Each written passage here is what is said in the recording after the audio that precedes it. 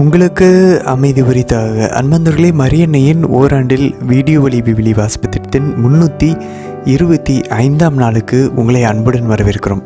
அன்பந்தர்களே, இன்றைக்கி நம்மளுடைய கவுண்டவுனினுடைய 40ஆம் நாளுக்குள்ளே நம்ம நுழைஞ்சிட்டோம். அன்பந்தர்களே, நம்மளுடைய ஃபஸ்ட்டு 40 நாள் ஞாபகம் இருக்கா?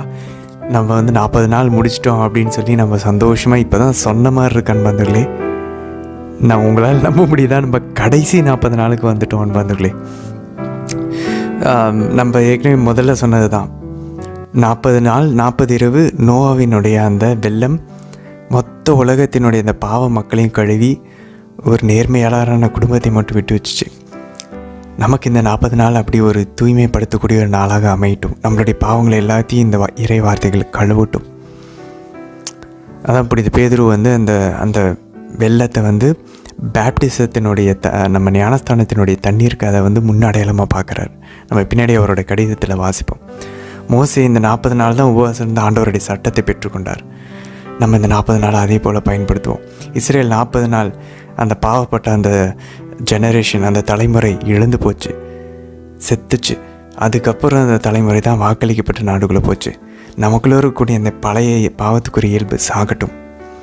எலியா 40 நாள் சாப்பிடாம உபவாசம் இருந்து நடந்து ஒரே மலை, சினாய் மலைக்கு அவர் நடந்து போனார். நம்மளும் கடவுளை கண்டு அவரை நம்ம எதிர்கொள்ளக்கூடிய ஒரு உயரமான மலைக்கு இந்த 40 நாளில் நம்ம நடந்து போவோம். நினைவு மக்கள் 40 நாளில் மனமாறினாங்க. நமக்கு இந்த 40 நாள் ஒரு மனமாற்றத்தின் ஒரு நாளாக அமையட்டும். கடைசி கட்டத்துக்குள்ளே போயிட்டுருக்கோம், புதிய ஏற்பாடுக்குள்ளே போயிட்டுருக்கோம். ஆண்டவர் 40 நாள் உபவாசம் இருந்து சாத்தானை எதிர்கொண்டு ஜெயித்தார். நம்மளுடைய சாத்தானுடைய எல்லா சோதனைகளையும் ஜெயிக்கிறதுக்கு இந்த 40 நாள் நமக்கு அமையட்டும். கடைசி அன்பதிலே ஆண்டவர் 40 நாள் தான் சீடர்களோட உயிர் தெழுந்ததுக்கப்புறம் கற்பித்தார். நமக்கு இந்த கடைசி 40 நாள் ஆண்டவர் ரொம்ப முக்கியமான விஷயங்களை கற்பித்து கொண்டிருக்கிறார். குறிப்பாக இந்த புனித பவுலினுடைய இந்த கடிதங்கள் வழியாக ஆவியானவர் என்னென்னலாம் சொல்லிக் கொடுக்கணும்னு நினைக்கிறாரோ, ஆண்டவர் என்னெல்லாம் சொல்லிக் கொடுக்க நினைக்கிறாரோ அந்த முக்கியமான விஷயங்களை நமக்கு சொல்லிக் கொடுத்துட்ருக்காரு. இந்த பக்கம் ஆவியானவர் எப்படி செயல்பட்டார்ன்றதை திருத்தூதர் பணியில் நம்ம வாசிச்சுட்டு காண்பாந்தர்களே.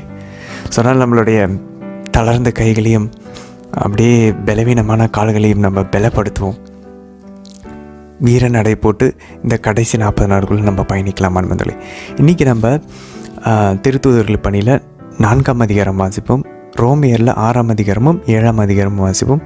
நீதிமொழிகள் 27 ஆரம்பிச்சிருக்கோம் இல்லையா? அதில் 4லிருந்து 6 வசனங்கள். முதல் நேற்று புனித பேதுரு அவருடைய 2வது மறையுரையை வழங்குகிறார். அந்த ஒரு அற்புதம் நடந்துருச்சு. பிறவியிலிருந்தே நடக்க முடியாத அந்த ஒருத்தரை ஆண்டவர் குணமாக்கினார், ஆவியானவர் குணமாக்கினார். அந்த ஒரு ஆப்பர்ச்சுனிட்டியை அவங்க பயன்படுத்தி கொண்டு அவர்கள் கற்பிக்கிறாங்க. ஆண்டவர் திரும்ப உடனே பாருங்கள் நற்செய்தி அறிவிக்கிறாங்க. நற்செய்தினா என்ன? ஆண்டவர் இறந்தாரியா, நீங்கள் கொன்னீங்க, ஆனால் அவர் இப்போ உயிரோடு இருக்கார். பாருங்களேன், அந்த ஷாக்கில் நம்ம திரும்ப வரணும். நம்ம ஏற்கனவே சொன்னதான், ஆண்டவர் உயிர்த்து எழுந்தார். இந்த உலகத்தில் எங்கேயுமே நடக்காத ஒரு விஷயம் நடந்துச்சு.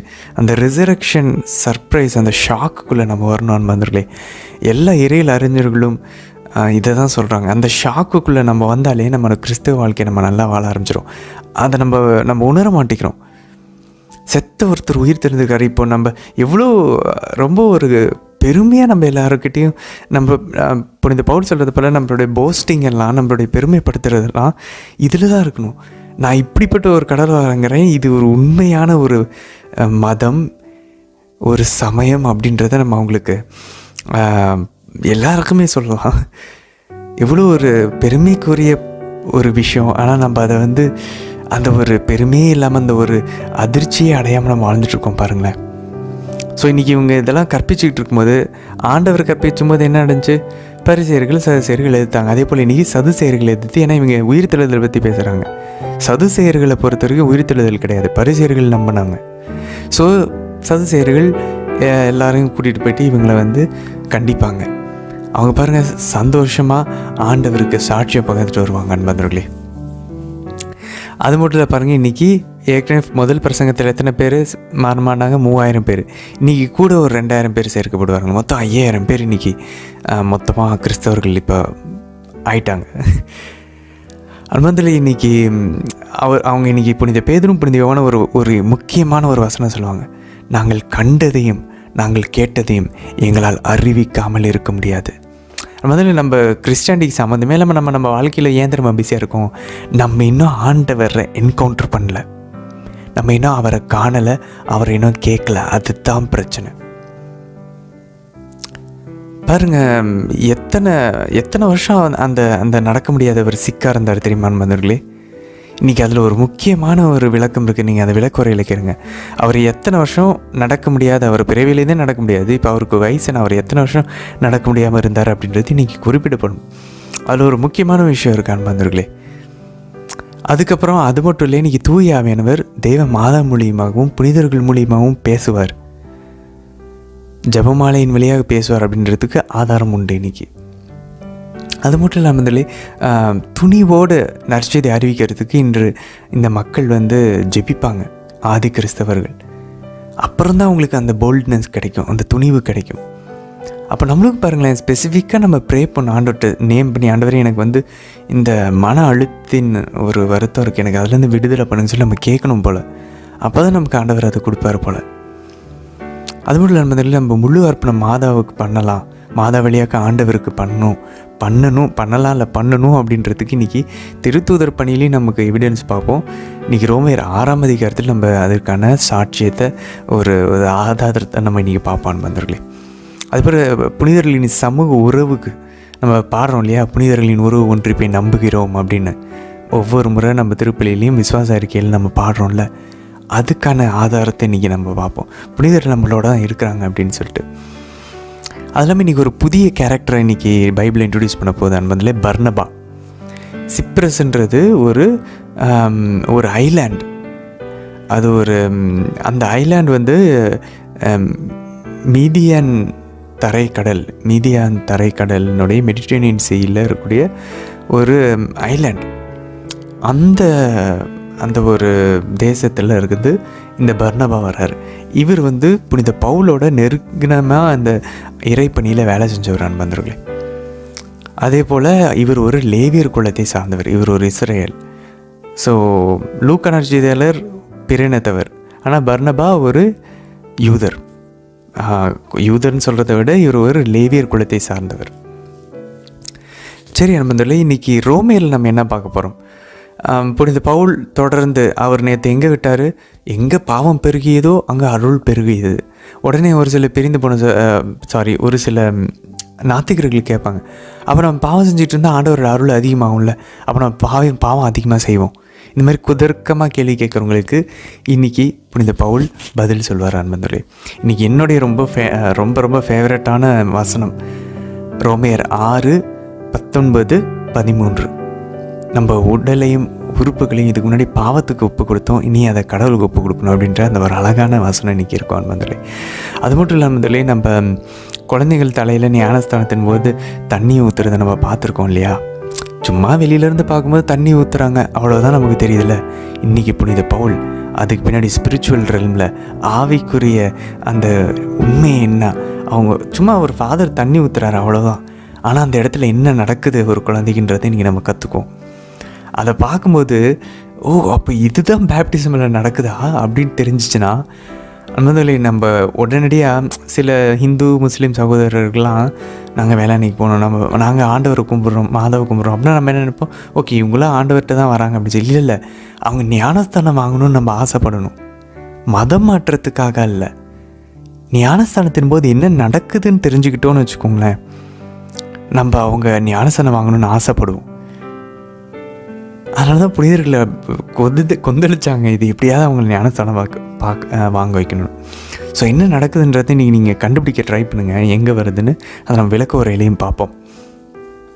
அது மட்டும் இல்லாமல் இன்றைக்கி எப்படி பாவத்தை மேற்கொள்வது அப்படின்றது சிம்பிளாக இன்றைக்கி புனித பவுல் நமக்கு சொல்லிக் கொடுப்பார் நண்பர்களே. அது மட்டும் இல்லை, நம்ம யாருக்காக வாழணும்? நான் என் குடும்பத்துக்காக வாழ்கிறேன், என் அம்மா அப்பாக்காக வாழ்கிறேன், என் பிள்ளைங்களுக்காக வாழ்கிறேன், என்னுடைய கணவன் மனைவிக்காக வாழ்கிறேன், நான் இதை அச்சீவ் பண்ணுறதுக்காக வாழ்கிறேன். இல்லை, பைபிள் வேற ஒரு ஆன்சர் சொல்லுது. புனித பவுல் இன்றைக்கி வேறு ஆன்சர் சொல்ல போகிறாரு. அது என்னான்னு கண்டுபிடிக்க ட்ரை பண்ணுவோம். ஒரு கிறிஸ்தவன் என்ன ஆன்சர் சொல்லணும்? நீங்கள் யாருக்காகப்பா இந்த உலகத்தில் வாழ்கிறீங்க, உங்கள் வாழ்க்கையினோட அர்த்தம் என்ன? இன்றைக்கி ஆன்சர் இருக்குது. அது மட்டும் இல்லாமல் ஒரு தூய்மையான ஒரு வாழ்வை வாழ்கிறதுக்கு நம்ம என்ன பண்ணணும், அதுக்கு இன்றைக்கி ஆன்சர் சொல்ல போகிறாரு. நிலை வாழ்வை பெறுவதற்கு நம்ம என்ன பண்ணணும்? கடவுளினுடைய அடிமைகளாக மாறணும், அவருடைய பொசஷனாக மாறணும், வேறு வழியே இல்லை. ஸோ ஸ்ட்ராங்காக நம்ம முழு அர்ப்பணம் செய்யணும். முழு அர்ப்பணம் எப்படி செய்கிறதுன்ற நம்ம விளக்குறையில் பார்ப்போம். சரி, அதுக்கப்புறம் பாருங்கள் 7ஆம் அதிகாரத்தில் அவர் தொடர்ந்து இப்போ நம்ம சாவுக்கு இறந்தவர்களாக இருக்கணும் அப்படின்னு சொல்லி 6ஆம் அதிகாரத்தில் சொல்லுவார். 7ஆம் அதிகாரத்துக்குள்ளே வரும்போது நம்ம திருச்சட்டத்துக்கு இறந்தவர்களாக இருக்கணும் அப்படின்னாரு. என்னடா பாவத்தையும் திருச்சட்டத்தையும் இணையாக்கு, நம்ம பாவத்தை பொறுத்த வரைக்கும் இறந்தவர்களாக இருக்கணும். Okay, we have to be dead to sin அப்படின்றாரு. Okay, we have to be dead to law அப்படின்றாரு. திருச்சட்டத்தை பொறுத்த வரைக்கும் நம்ம இறந்தவர்களாக இருக்கணும் என்ன சொல்ல வர்றாரு? ஏன்னா இந்த திருச்சட்டத்தினால தான் பாவம் உள்ள வந்துச்சு. பாவம் உயிர் பெற்றது. அந்த பாவம் இந்த திருச்சட்டத்தை ஒரு கத்தியை போல் பயன்படுத்திக்கிட்டு நம்மளை கொன்று போடுது, நம்ம ஆன்மாவை. அந்த திருச்சட்டம் நல்லது தான் அப்படின்னு இன்றைக்கி சொல்லுவார். ஆனால் பாவம் அதை பயன்படுத்திக்கிட்டு என்னை கொல்லுது. எனக்குள்ளே வேறு ஒரு சட்டம் இருக்குது என் உடம்புல. ரொம்ப ஆழமான இறையில் விஷயங்களே நம்ம இன்றைக்கும் தொடர்ந்து பார்ப்போம். ஸோ ரோமியர் ஃபுல்லாக டீப் தியாலஜிக்கல் டைவ் தான் வந்தவர்களே. ஒரு கடலில் நம்ம குதிப்போம், இறையில் கடலில். அது இல்லாமல் இன்றைக்கி ரொம்ப ஃபேமஸான ஒரு வசனத்தை புனித பவுல் சொல்லுவார். நான் செய்ய விரும்பக்கூடிய நன்மையை என்னால் செய்ய முடியல, நான் செய்ய விரும்பாத தீமையவே நான் செய்கிறேன். ஆண்டவர் சொல்ல தெரியுமா கெத்செமனி தோட்டத்தில், ஆவி வாஞ்சே தான் இருக்குது, ஆனால் உங்கள் உடலோ வலுவற்றதாக இருக்குது. பாவத்தில் இல்லாதபடி ஜெபியுங்கள், சோதனைக்குள்ளாகாதபடி ஜெபியுங்கள் அப்படின்னு வர தெரியுமா. அதை இன்றைக்கி புனித பவுல் எக்ஸ்பிளைன் பண்ணுவார் என்ன அப்படின்னு சொல்லிட்டு. அவருக்குள்ளே இருக்கக்கூடிய அந்த போராட்டத்தை ஆவிக்கும் மாமிசத்துக்கும், நான் சொல்லியிருக்கோம்ல, நம்ம ஏற்கனவே இந்த கிறிஸ்தவ வாழ்க்கை ஃபுல்லான்னு வந்தவர்களே எழுதி வச்சுக்கோங்க. நமக்கே பைபிளாக வாசிக்கும் போது, நமக்கு ஜபத்துக்குள்ளே வரும்போது தான் இந்த இன்னமும் நமக்குள்ளே ஒரு போராட்டம் இருக்குது அப்படின்னு தெரிய வருது. இந்த போராட்டமே இல்லாமல் நார்மலாக வாழ்கிறோன்னா ஊனி எலும்பின்படி வாழ்ந்துட்டுருக்கோன்னு அர்த்தம். அந்த ஊனி எலும்பை சாகடிக்க முயற்சிக்கும் போது தான் உண்மையிலே உள்ள ஒரு வாறு போயிட்டுருக்கிறத நம்ம கண்டுபிடிப்போம். இந்த போராட்டத்தை நம்ம கண்டுபிடிக்கலைன்னா, உணரலைன்னா, இன்னும் நம்ம ஆண்டவருடைய கட்டளைகளின்படி நடக்க ட்ரை பண்ணவே இல்லைன்னு அர்த்தம். ட்ரை பண்ணால் நம்ம முடியாமல் பலவீனமாக இருக்கிறோன்றதை நம்ம உணர ஆரம்பிப்போம். அப்பா அருள் கேட்போம். அது மட்டும் இல்லை, இன்றைக்கி ரொம்ப ஃபேமஸான இந்த பவுலினுடைய வரிகள். அந்தோ இறங்கத்தக்க மனிதன் நான், சாவுக்குரிய இந்த உடலிலிருந்து என்னை விடுவிப்பவர் யார்? இந்த மொத்த மானிட குலமும் இதை தான் இயங்கிட்டுருக்கு. புனித அகஸ்தினார் அவருடைய ஒப்புகைகள் கன்ஃபெஷன்ஸில் 300 வருஷம் கழிச்சு, கிபி 300 வாழ்ந்த புனித அகஸ்தினார் இந்த பவுலினுடைய வரிகள் ரோமியர் 7:24 எடுத்து, அந்தோ இறங்கத்தக்க மனிதன் நான், சாவுக்குரிய இந்த உடலில் நின்று என்னை விடுவிப்பவர் யார் யார் யார் கேட்டுக்கிட்டே இருக்காரு. நம்ம எல்லாருமே இதை தான் கேட்டுட்ருக்கோம். இந்த உடம்பு பாவத்துக்குரிய இந்த உடம்புலேருந்து என்னை யார் விடுதலை செய்வா? அதுக்கு ஆன்சர் இன்னைக்கு இருக்கான்னு வந்தோலே. 2000 வருஷமாக கிறிஸ்தவர்கள் இதை தான் கேட்டுட்ருக்காங்க. ஆவிக்கும் மாமிசத்துக்கும் ஒரு போராட்டம் நடந்துக்கிட்டு இருக்கு. ஆண்டவர் மோசேயின் வழியாக கொடுத்த ஒரு சட்டம் ஒன்று இருக்குது, ஆனால் நம்ம உடம்புல வேறு ஒரு சட்டம் போயிட்டுருக்குது அப்படின்னு புனித பவுல் சொல்லுவார். செம்ம ஆழமான விஷயம் வந்தாலே. நம்ம திரும்ப இன்றைக்கி பாவத்தில் விழுந்துட்டுருக்கோன்னு வருத்தப்பட்டுருக்கோமா? டோன்ட் வரி, இன்றைக்கி நம்மளோட புனித பவுல் இருக்கார், புனித அகஸ்தினார் இருக்கார். எல்லா புனிதர்களுமே இந்த 2000 வருஷமாக இதை தான் ஃபேஸ் பண்ணிகிட்ருக்காங்க. இன்றைக்கி அதுக்கான ரீசனை பார்ப்போம். அதுக்கான சொல்யூஷன் நாளைக்கு இருக்குது. பட் ஓரளவு இன்றைக்கி எக்ஸ்ப்ளனேஷன் சொல்லி முடிச்சிடுவார் அன்பர்களே. ஆனால் இன்றைக்கி ரொம்ப முக்கியமான பகுதிகள் ரோமியர் 6:7 கவனிக்க முயற்சிப்போம். இன்றைய தினத்திற்கான விலைவாசி பகுதிக்குள்ளே நம்ம ஜபத்தோடு இணையலாம். தந்தை, மகன், தூய ஆவியாரின் பெயராலே ஆமேன். தந்தை அம்மை ஆவிய இறைவனை அழைத்து ஜெபிப்போம். அருள் நிறைந்த அன்னை மரியே வாழ்க, ஆண்டவரும் உடனே பெண்களுக்குள் ஆசை பெற்றவர் நீரே அம்மா. உம்முடைய திருவயிற்றின் கனியாகி இயேசு கிறிஸ்துவும் ஆசை பெற்றவரே. புனித அன்னை மரியே இறைவனின் தாயே, பாவிகளாய் இருக்கிற எங்களுக்காக இப்பொழுதும் எங்கள் இறப்பின் வேலையிலும் வேண்டிக் கொள்ளும் அம்மா. ஆமேன். சுதனாகி ஆண்டவர் இயேசுவை அழைத்து ஜெபிப்போம். அருள் நிறைந்த அன்னை மரியே வாழ்க, ஆண்டவரும் உடனே பெண்களுக்குள் ஆசை பெற்றவர் நீரே அம்மா. உம்முடைய திருவயிற்றின் கனியாகி இயேசு கிறிஸ்துவும் ஆசை பெற்றவரே. புனித அன்னை மரியே இறைவனின் தாயே, பாவிகளாய் இருக்கிற எங்களுக்காக இப்பொழுதும் எங்கள் இறப்பின் வேலையிலும் வேண்டிக் கொள்ளும் அம்மா. ஆமேன். தூய ஆவியானவரை அழைத்து ஜெபிப்போம். அருள் நிறைந்த அன்னை மரியே வாழ்க, ஆண்டவரும் உடனே பெண்களுக்குள் ஆசை பெற்றவர் நீரே அம்மா. உம்முடைய திருவயிற்றின் கனியாகி இயேசு கிறிஸ்துவும் ஆசை பெற்றவரே. புனித அன்னை மரியே இறைவனின் தாயே, பாவிகளாய் இருக்கிற எங்களுக்காக இப்பொழுதும் எங்கள் இறப்பின் வேலையிலும் வேண்டிக் கொள்ளும் அம்மா. ஆமேன். திருத்தூதர் பணிகள் அதிகாரம் 4. பேதுருவும் யோவானும் மக்களோடு பேசிக் கொண்டிருந்தனர். அப்போது குருக்களும் சதுசேயர்களும் கோவில் காவல் தலைவரும் அங்கு வந்தார்கள். அவர்கள் மக்களுக்கு கற்பிப்பதையும் இறந்தோர் இயேசுவின் மூலம் உயிர்த்தெழுவர் என்று அறிவித்ததையும் கண்டு எரிச்சலடைந்து அவர்களை கைது செய்தார்கள். ஏற்கனவே மாலையாகிவிட்டதால் மறுநாள் வரை காவலில் வைத்தார்கள். அவர்களுடைய வார்த்தைகளை கேட்ட பலரும் நம்பிக்கை கொண்டனர். இவ்வாறு நம்பிக்கை கொண்ட ஆண்களது எண்ணிக்கை ஏறக்குறைய 5000. மறுநாள் தலைவர்களும் மூப்பர்களும் மறைநூல் அறிஞர்களும் எருசலேமில் ஒன்று கூடினார்கள். அவர்களுடன் தலைமை குருவான அன்னாவும் கயபா, யோவான், அலெக்சாந்தர் ஆகியோரும் தலைமை குருவின் குடும்பத்தைச் சேர்ந்த அனைவரும் கூடியிருந்தார்கள். அவர்கள் திருத்தூதர்களை நடுவில் நிறுத்தி, நீங்கள் எந்த வல்லமையால் அல்லது எந்த பெயரால் இதனை செய்தீர்கள் என்று வினவினார்கள். அப்பொழுது பேதுரு தூய ஆவியால் ஆட்கொள்ளப்பட்டு அவர்களுக்கு மறுமொழியாக கூறியது, மக்கள் தலைவர்களே, மூப்பர்களே, உடல் நலமற்றிருந்த இவருக்கு நாங்கள் செய்த நற்செயல் எப்படி நிகழ்ந்தது என்பதை குறித்து நாங்கள் இன்று விசாரணை செய்யப்படுகிறோம். நாசரேத்து இயேசுவின் பெயரால் இவர் நலமடைந்து நம்முடன் நிற்கிறார். இது உங்கள் எல்லாருக்கும், இஸ்ரேல் மக்கள் அனைவருக்கும் தெரிந்திருக்கட்டும். நீங்கள் இயேசுவை சிலுவையில் அறைந்தீர்கள். ஆனால் கடவுள் இறந்த அவரை உயிருடன் எழுப்பினார். இந்த இயேசுவே கட்டுகிறவர்களாகிய உங்களால் இகழ்ந்து தள்ளப்பட்ட கல், ஆனாலும் முதன்மையான மூலைக்கல்லாக விளங்குகிறார். இவராலே அன்றி வேறு எவராலும் மீட்பு இல்லை. ஏனென்றால் நாம் மீட்பு பெறுமாறு வானத்தின் கீழ் மனிதரிடையே இவரது பெயர் அன்றி வேறு எந்த பெயரும் கொடுக்கப்படவில்லை.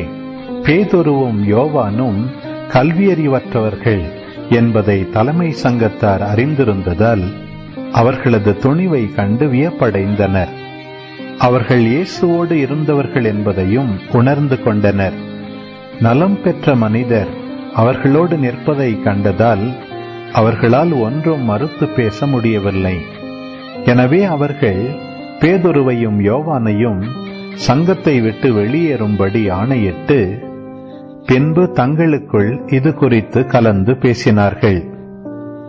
நாம் இந்த மனிதர்களை என்ன செய்யலாம்? ஏனென்றால் குறிப்பிடத்தக்க ஓர் அருமடையாளத்தை இவர்கள் செய்துள்ளார்கள். இது எருசலேமில் வாழும் அனைவருக்கும் தெரியும். இதை நாம் மறுக்க முடியாது. ஆகவே இச்செய்தி மேலும் மக்களிடையே பரவாமல் இருக்குமாறு இந்த இயேசுவை குறித்து யாரிடமும் பேசக்கூடாதென நாம் இவர்களை அச்சுறுத்தி வைப்போம் என்று கூறினார்கள். அதன் பின்பு தலைமைச் சங்கத்தார் அவர்களை அழைத்து, இயேசுவை பற்றி எதுவும் பேசவோ கற்பிக்கவோ கூடாது என்று கண்டிப்பாக கட்டளையிட்டனர். அதற்கு பேதுருவும் யோவானும் மறுமொழியாக, உங்களுக்கு செவிசாய்ப்பதா கடவுளுக்கு செவிசாய்ப்பதா? இதில் கடவுள் பார்வையில் எது முறையானது என நீங்களே தீர்மானித்துக் கொள்ளுங்கள். என்ன ஆனாலும் நாங்கள் கண்டதையும் கேட்டதையும் எடுத்துரைக்காமல் இருக்க எங்களால் முடியாது என்றனர். அவர்களை தண்டிப்பதற்கு வேறு வழி கண்டுபிடிக்க முடியாததாலும் மக்களுக்கு அஞ்சியதாலும் தலைமைச் சங்கத்தார் அவர்களை மீண்டும் அச்சுறுத்தி விடுதலை செய்தனர். ஏனென்றால் நடந்ததை குறித்து மக்கள் அனைவரும் கடவுளை போற்றி புகழ்ந்தனர். இந்த அருமடையாளம் வாயிலாக நலம் பெற்ற மனிதர் 40 வயதுக்கு மேற்பட்டவர். விடுதலை பெற்ற அவர்கள் தங்களைச் சேர்ந்தவர்களிடம் வந்து தலைமை குருக்களும் மூப்பர்களும் தங்களுக்கு கூறிய யாவற்றையும் அறிவித்தார்கள். இவற்றை கேட்ட யாவரும் ஒரே மனத்துடன் தங்கள் குரலை கடவுள் பால் எழுப்பி பின்வருமாறு மன்றாடினர். ஆண்டவரே, விண்ணுலகையும் மண்ணுலகையும் கடலையும் அவற்றிலுள்ள அனைத்தையும் படைத்தவர் நீரே.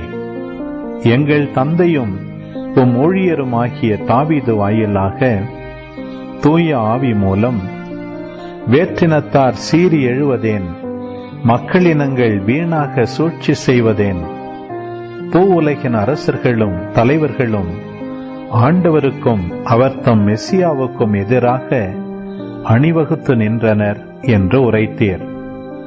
அதன்படியே இந்நகரில் உம்மால் அருள் பொழிவு பெற்ற உமது தூய ஊழியராகிய இயேசுவுக்கு எதிராக ஏரோதும் பொந்தியு பிலாத்தும் பிற இனத்தவரோடும் இஸ்ரேல் மக்களோடும் ஒன்று திரண்டனர். உமது கைவன்மையும் உமது திட்டமும் முன்குறித்த அனைத்தையும் அவர்கள் செய்து முடித்தனர்.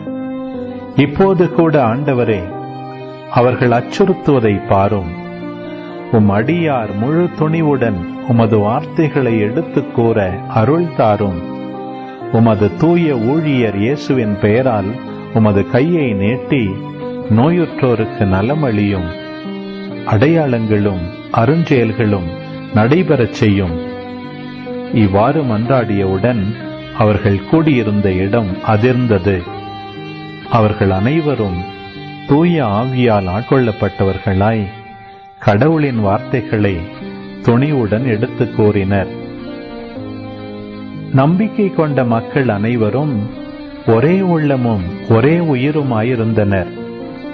அவர்களுள் எவரும் தமது உடைமைகளை தம்முடையதாக கருதவில்லை. எல்லாம் அவர்களுக்கு பொதுவாயிருந்தது. திருத்தூதர் அனைவரும் ஆண்டவர் இயேசு உயிர்த்தெழுந்தார் என மிகுந்த வல்லமையோடு சான்று பகர்ந்து வந்தனர். அவர்கள் அனைவரும் மக்களின் நல்லெண்ணத்தை மிகுதியாக பெற்றிருந்தனர்.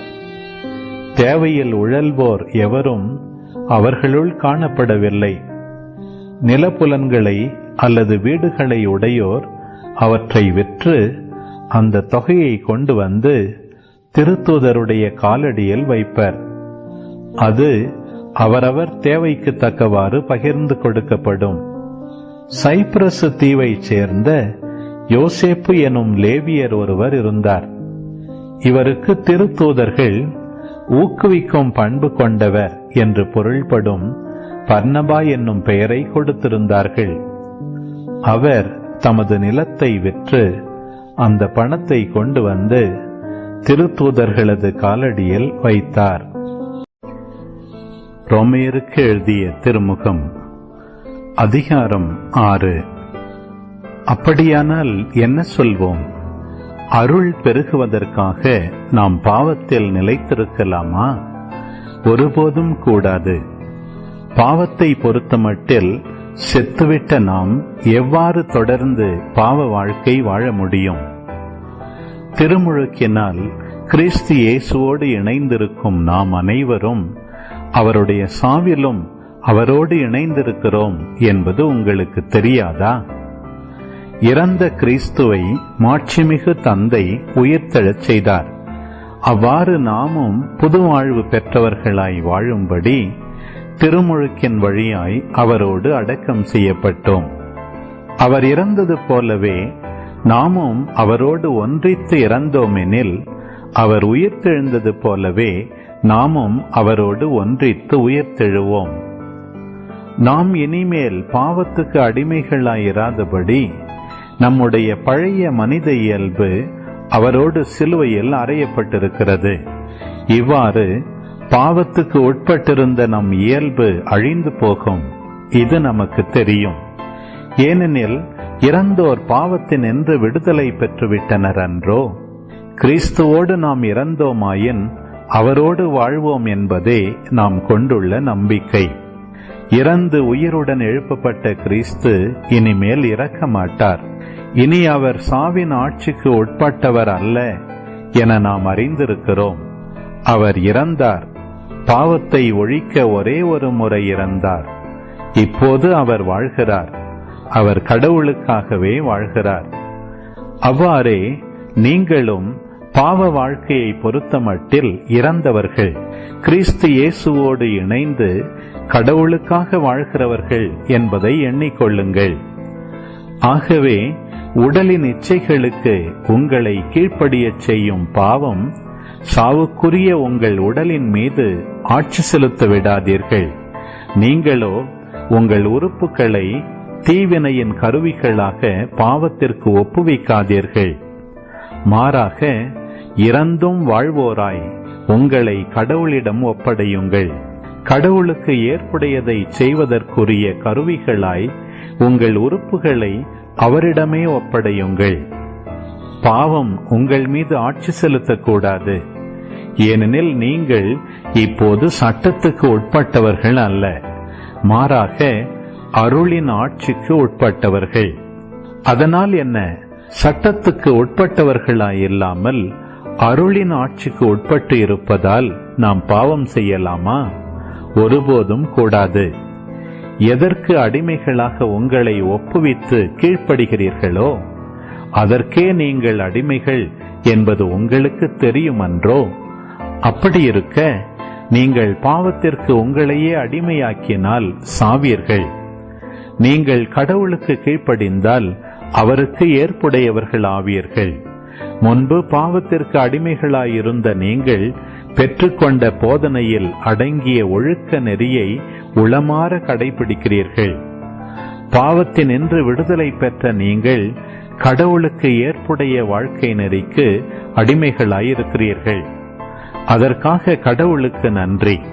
நீங்கள் வலுவற்றவர்கள் என்பதை மனதிற்கொண்டு எளிய முறையில் பேசுகிறேன். முன்பு கட்டுப்பாடற்ற வாழ்வுக்கு வழிவகுக்கும் கெட்ட நடத்தைக்கும் நெறிகேட்டிற்கும் உங்கள் உறுப்புகளை நீங்கள் அடிமையாக்கி இருந்தீர்கள். அதுபோல இப்பொழுது தூய வாழ்வுக்கு வழிவகுக்கும் ஏற்புடைய செயல்களுக்கு உங்கள் உறுப்புகளை அடிமையாக்குங்கள். நீங்கள் பாவத்திற்கு அடிமைகளாயிருந்தபோது கடவுளுக்கு ஏற்புடையவற்றை செய்ய கடமைப்பட்டிருக்கவில்லை. அப்போது நீங்கள் செய்த செயல்களை எண்ணி இப்போது நீங்களே வெட்கப்படுகிறீர்கள். அவற்றால் நீங்கள் கண்ட பயன் யாது? அவற்றின் முடிவு சாவு அல்லவா? ஆனால் இப்பொழுது நீங்கள் பாவத்தினின்று விடுதலை பெற்று கடவுளுக்கு அடிமைகளாகிவிட்டீர்கள். இதனால் நீங்கள் காணும் பயன் தூய வாழ்வு. இதன் முடிவு நிலை வாழ்வு. பாவத்துக்கு கிடைக்கும் கூலி சாவு. மாறாக கடவுள் கொடுக்கும் அருள் கொடை நம் ஆண்டவர் கிறிஸ்து இயேசுவோடு இணைந்து வாழும் நிலை வாழ்வு. ரோமையருக்கு எழுதிய திருமுகம் அதிகாரம் 7. சகோதர சகோதரிகளே, சட்டம் தெரிந்த உங்களை கேட்கிறேன். உயிரோடு இருக்கும் காலம் வரையில்தான் சட்டம் ஒருவரை கட்டுப்படுத்தும் என்பது உங்களுக்கு தெரியாதா? எடுத்துக்காட்டாக, மணமான பெண் ஒருவர் கணவன் உயிரோடு இருக்கும் வரையில்தான் திருமண சட்டத்திற்கு கட்டுப்பட்டிருக்கிறார். கணவன் இறந்துவிட்டால் கணவனோடு வாழ வேண்டும் என்கிற சட்டத்திலிருந்து விடுதலை பெறுகிறார். ஆகையால் கணவன் உயிரோடு இருக்கும்போது ஒரு பெண் வேறொருவரோடு வாழ்ந்தால் விபச்சாரி என்னும் பெயர் கிடைக்கும். ஆனால் கணவன் இறந்து போனால் அவர் திருமண சட்டத்தினின்று விடுதலை பெற்றவர் ஆகிறார். ஆகவே பின்பு அவர் வேறொருவருக்கு மனைவியானால் விபச்சாரி அல்ல. அவ்வாறே என் அன்பர்களே, நீங்கள் கிறிஸ்துவின் உடலோடு ஒன்றித்திருப்பதால் திருச்சட்டத்தை பொறுத்தமட்டில் இறந்தவர்கள் ஆனீர்கள். அதன் விளைவாக இறந்து உயிருடன் எழுப்பப்பட்ட கிறிஸ்துவோடு நீங்கள் இணைக்கப்பட்டிருக்கிறீர்கள். இவ்வாறு நீங்கள் கடவுளுக்கு ஏற்ற பயன் அளிக்க முடியும். நாம் நமது ஊனியல்பின்படி வாழ்ந்தபோது சட்டத்தை ஒரு வாய்ப்பாக்கி கொண்டு பாவ இச்சைகள் நம்முடைய உறுப்புகளில் செயலாற்றின. அதனால் விளைந்த பயன் சாவு. ஆனால் இப்பொழுது நம்மை ஒடுக்கி வைத்திருந்த சட்டத்தை பொறுத்தமட்டில் நாம் இறந்துவிட்டதால் அச்சட்டத்தினின்று விடுதலை பெற்றோம். ஆகையால் எழுதப்பட்ட சட்டத்திற்குரிய பழைய நெறியில் நாம் ஊழியம் செய்வதை விட்டு தூய ஆவி அருளும் புதிய நெறியில் ஊழியம் செய்ய முடிகிறது. அப்படியானால் என்ன சொல்வோம்? திருச்சட்டமும் பாவமும் ஒன்றுதானா? ஒருபோதும் இல்லை. ஆயினும் திருச்சட்டம் வழியாய் அன்றி பாவம் என்ன என்று நான் அறிந்திருக்க மாட்டேன். எப்படியெனில், பிறருக்குரியது எதையும் கவர்ந்திட விரும்பாதே என்று சட்டம் சொல்லாமல் போயிருந்தால் அவ்விருப்பம் என்ன என்றே அறிந்திருக்க மாட்டேன். ஆனால் கட்டளை தந்த வாய்ப்பை பயன்படுத்திக் கொண்டு பாவம் என்னுள் எல்லா வகை ஆசைகளையும் தூண்டிவிட்டது. ஏனெனில் சட்டம் இல்லையேல் பாவத்திற்கு உயிர் இல்லை. ஒரு காலத்தில் சட்டம் இல்லாத போது நான் உயிர் உள்ளவனாயிருந்தேன். கட்டளை தரப்பட்ட போது பாவம் உயிர் பெற்றது, நான் உயிரிழந்தேன். வாழ்வுக்கு வழியாயிருக்க வேண்டிய கட்டளை எனக்கு சாவுக்கு வழியாயிற்று என்று கண்டேன். கட்டளை தந்த வாய்ப்பை பயன்படுத்திக் கொண்டு பாவம் என்னை ஏமாற்றி அந்த கட்டளை வழியாகவே என்னை கொன்றும் விட்டது. திருச்சட்டம் தன்னிலே தூயதுதான். அவ்வாறே கட்டளையும் தூயது, நேரியது, நல்லது. அவ்வாறாயின் நல்லது என் சாவுக்கு காரணமாக மாறிவிட்டதா? ஒருபோதும் இல்லை. எல்லாம் பாவத்தின் வேலைதான். பாவம் தன் இயல்பை வெளிப்படுத்துவதற்காக நல்லதொன்றை கொண்டு எனக்கு சாவை விளைவித்து, இவ்வாறு கட்டளையின் வழியாக பாவம் தன் கொடிய இயல்பை அளவு கடந்த முறையில் வெளிப்படுத்தியது. திருச்சட்டம் ஆவிக்குரியது என்பது நமக்கு தெரிந்ததே. ஆனால் நான் ஊனியல்பினன், பாவத்திற்கு அடிமையாக விற்கப்பட்டவன். ஏனெனில் நான் செய்வது என்னவென்று எனக்கே தெரிவதில்லை. எதை செய்ய விரும்புகிறேனோ அதை நான் செய்வதில்லை. எதை வெறுக்கிறேனோ அதையே செய்கிறேன். நான் விரும்பாததை செய்கிறேன் எனில் சட்டம் நல்லது என நான் ஏற்றுக்கொள்ளுகிறேன் என்றாகிறது. ஆனால் அவ்வாறு செய்வது என்னுள் குடிகொண்டிருக்கும் பாவமே, நான் அல்ல. ஏனெனில் என்னுள், அதாவது வலுவற்ற என் ஊனியல்பில் நல்லது எதுவும் குடிகொண்டிருக்கவில்லை என எனக்கு தெரியும். நன்மை செய்யும் விருப்பம் என்னிடம் இல்லாமல் இல்லை, அதை செய்யத்தான் முடியவில்லை. நான் விரும்பும் நன்மையை செய்வதில்லை, விரும்பாத தீமையையே செய்கிறேன். நான் விரும்பாததை செய்கிறேன் என்றால் அதை நானாகச் செய்யவில்லை, என்னில் குடிகொண்டிருக்கும் பாவமே செய்கிறது. நான் நன்மை செய்ய விரும்பினாலும் என்னால் தீமையைத்தான் செய்ய முடிகிறது. இத்தகையதொரு செயல்முறையை என்னுள் காண்கிறேன். நான் கடவுளின் சட்டத்தை குறித்து உள்ளூர மகிழ்ச்சி அடைகிறேன்.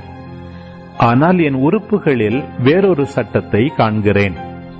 என் மனம் ஏற்றுக்கொள்ளும் சட்டத்தை அது எதிர்த்து போராடுகிறது. என் உறுப்புகளில் இருக்கும் அந்த பாவ சட்டத்திற்கு என்னை கட்டுப்படுத்துகிறது. அந்தோ இரங்கத்தக்க மனிதன் நான்.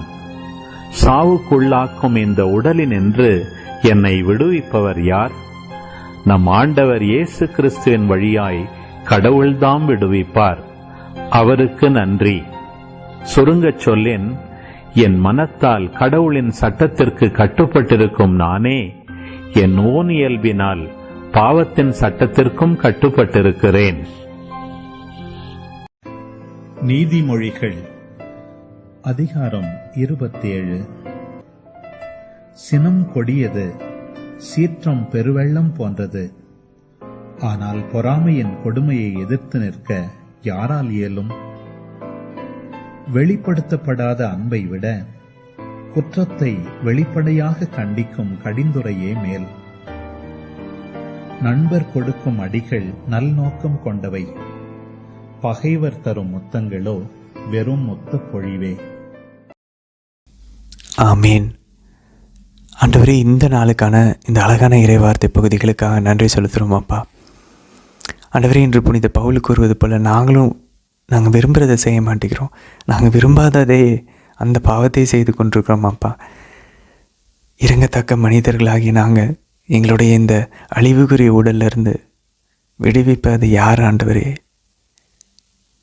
மானிட மகன் விடுவித்தால் நீங்கள் விடுதலை பெறுவீர்கள். ஆவியானவர் விடுவித்தார்னா நாங்கள் விடுதலை பெறுவோம். அம்மா, ஆண்டவர் இயேசுவையும் தேவ மாதாவே ஆவியானவரையும் நீங்கள் எங்கள் வாழ்க்கையில் கொண்டு வந்து எங்களை விடுதலை செய்வீங்களாம்மா. நீங்கள் ஒரு பார்வை பார்த்தால் போதும், நாங்கள் விடுதலை செய்வோமா. எங்களுடைய மாமிசத்தின் ஊனியல்பின் செயல்களை நாங்கள் சாகடிப்போம்மா. எங்களுக்கு அந்த பலத்தை தந்துடலுமாம்மா. நாங்கள் அதுக்கு என்ன வேணால் செய்கிறதுக்கு ரெடி. எங்களையே நாங்கள் உங்கள்கிட்ட முழுமையாக அர்ப்பணிக்கிறோம். எங்களை ஆட்கொள்ளுமாம்மா. Possess thyself of us. Possess thyself of us. எங்களை நீங்கள் ஆட்கொள்ளுங்க அம்மா. எங்களை நீங்கள் ஆளுகை செய்யுங்க. எங்களுடைய மாமிசமும் இச்சையும் ஊனியல்பும் எங்களை ஆளுகை செய்யக்கூடாது. எங்களை ஆட்கொள்ளும் அம்மா. தந்தை, மகன், தூய ஆவியாரின் பெயராலே ஆமேன். நம்ம வந்து இன்றைக்கி திருத்தூதர் பணிகளில் பாருங்கள், 4ஆம் அதிகாரம் இந்த வழக்கம் போல் அண்ணா அப்படின்ற அந்த தலைமை குருவிடம் கொண்டு போகிறாங்க. நம்ம ஏற்கனவே அதை வந்து விளக்குறையில் பார்த்தோம். அண்ணா தான் கிபி 6லேருந்து 15 வரைக்கும் தலைமை குருவாக இருந்தார். அதுக்கப்புறம் வேறு ஒருத்தர் எலியாசர்னு ஒருத்தரை தலைமை குருவாக ஏற்படுத்தினாங்க. அதுக்கப்புறம் கயப்பா அண்ணாவினுடைய மருமகனை வந்து தலைமை குருவாக ஏற்படுத்தினாங்க. அது எப்போ கிபி 18லேருந்து அவர் இருந்தார். அதுக்கப்புறம் 36ல் யோவான் அண்ணாவினுடைய யார் கயப்பாவினுடைய மாமனார் இருக்கார் பாருங்க, முதல்ல அந்த அண்ணா அவருடைய மகனாக இருக்கலாம் அப்படின்னு சொல்கிறாங்க. ஸோ கயப்பாவுக்கு அடுத்தபடியாக யோவான். அப்போது அண்ணா, எலியாசர், கயப்பா, அதுக்கப்புறம் யோவான். ஸோ இவங்க 4 பேருமே உயிரோடு தான் இருக்காங்க. கிபி 36ல் இப்போது இந்த 3 வருஷம் கழித்து புனித பேதுரும் புனித யோவானும் யார் முன்னாடி கொண்டு வந்து நிறுத்தப்படுறாங்கன்னா, இந்த 3 பேர் முன்னாடி, அண்ணா, கயப்பா, யோவான் 3 பேர் முன்னாடி கொண்டு வந்து நிறுத்தப்படுகிறார்கள் அன்பர்களே. சரி, 8ஆம் வசனம் பாருங்கள்.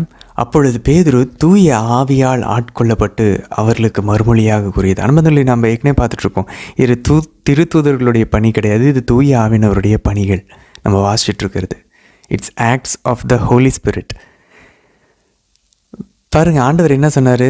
நீங்கள் என் பொருட்டு கைது செய்யப்படுவீர்கள், தலைமைச் சங்கங்களும் மூப்பர்களுக்கும் முன்னாடி நீங்கள் போய் நிறுத்தப்படுவீங்க. ஆனால் பயப்படாதீங்க, நீங்கள் என்ன பேசணுன்ற வார்த்தை தூய ஆவியினவர் உங்களுக்கு உணர்த்துவார்.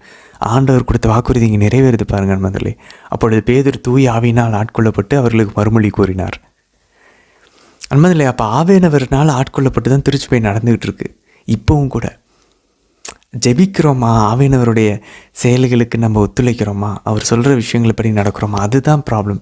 அவருடைய விருப்பம் எதுன்னு நம்ம முதல்ல டிசைன் பண்ணோம்னா, ப்ரேயர்ஃபுல்லாக இருந்தால் தான் நம்ம அதை கண்டுபிடிக்க முடியாது முதல்ல அந்த ஆவியினுடைய நகர்வுகளை.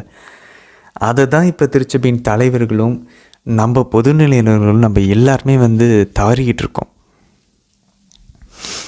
அப்போ பாருங்கள்,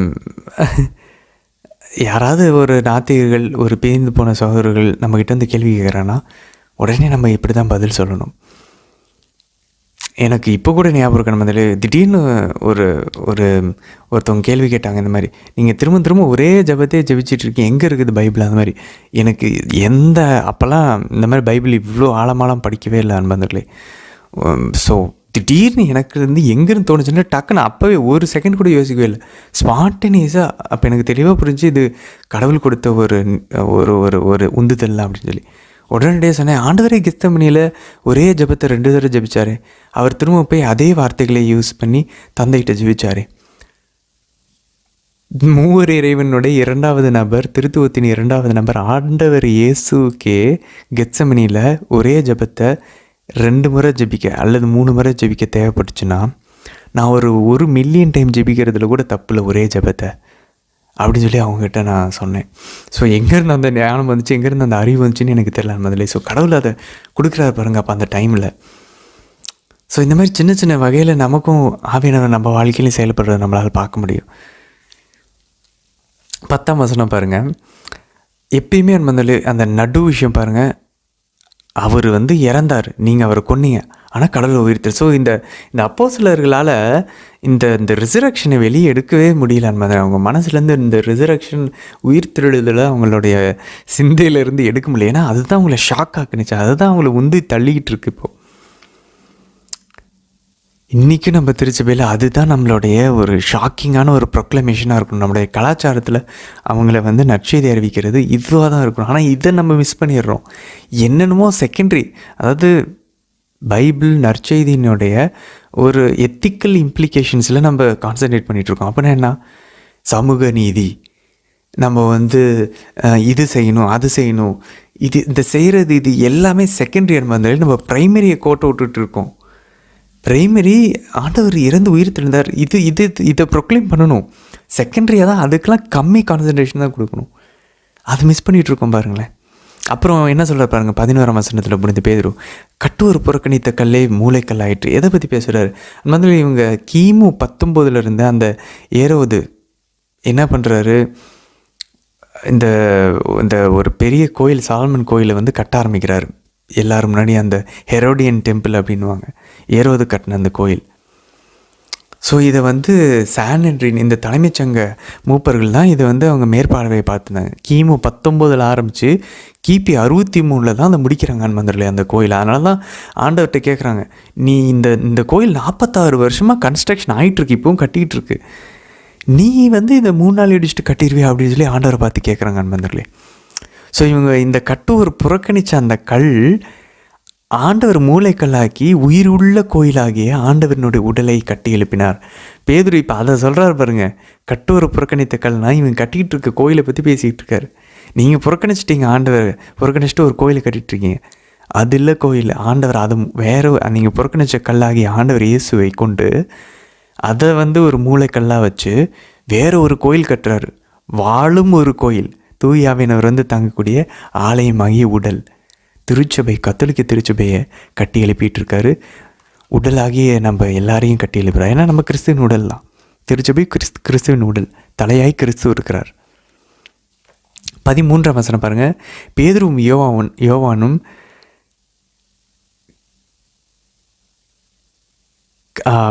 கல்வியற்றவர்கள் என்பதை தலைமைச் சங்கத்தார் அறிந்திருந்ததால் அவர்கள் துணிவை கண்டு வியப்படைந்தனர். அன்பந்திலே அந்த துணிவு எங்கேருந்து வந்துச்சு? அந்த போல்ட்னஸ் ஆவியானவர்கிட்ட இருந்து. அப்போ பாருங்களேன், நமக்கு அந்த துணிவு இல்லை, நம்ம உண்மையிலுமே நம்ம ஷையாக இருக்கிறோம். நான்லாம் உண்மையிலே யார்ட்டுமே ஜெபிக்கவே மாட்டேன் அன்பந்தில். இந்த 4 ஜெபமாலை ஜெபிக்க ஆரம்பித்ததுக்கப்புறம் தான் எனக்கு நல்ல ஞாபகம் இருக்குது. எங்களுடைய விடுதியில், ஹாஸ்டலில் பசங்க எல்லோரும், ஐ மீன் ஒவ்வொரு நாளும் யாராவது பசங்களை கூப்பிட்டு, என்னால் கூப்பிடாமல் இருக்க முடியாது, யாராவது பசங்களை கூப்பிட்டுருவோம், பசங்க உள்ள ரூமில் இருப்பாங்க, ரோசரி ஓடிட்டுருக்கோம் மாதிரி. எனக்கே இப்போல்லாம் யோசிச்சு பார்த்தா நம்ம எப்படி இப்படிலாம் பண்ணோம் அந்த ஜஸ்ட் ஒரு 4 வருஷத்துக்கு முன்னாடி.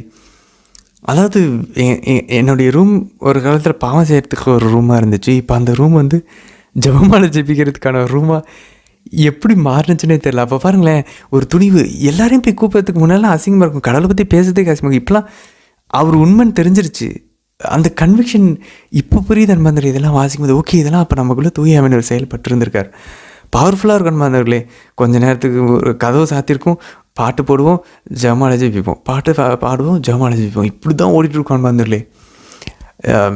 ஆனால் எனக்கு பாருங்கள், அந்த அந்நிய பாஷை இல்லை காட்சிகள் பார்க்குற வரம்லாம் எனக்கு கிடையாது.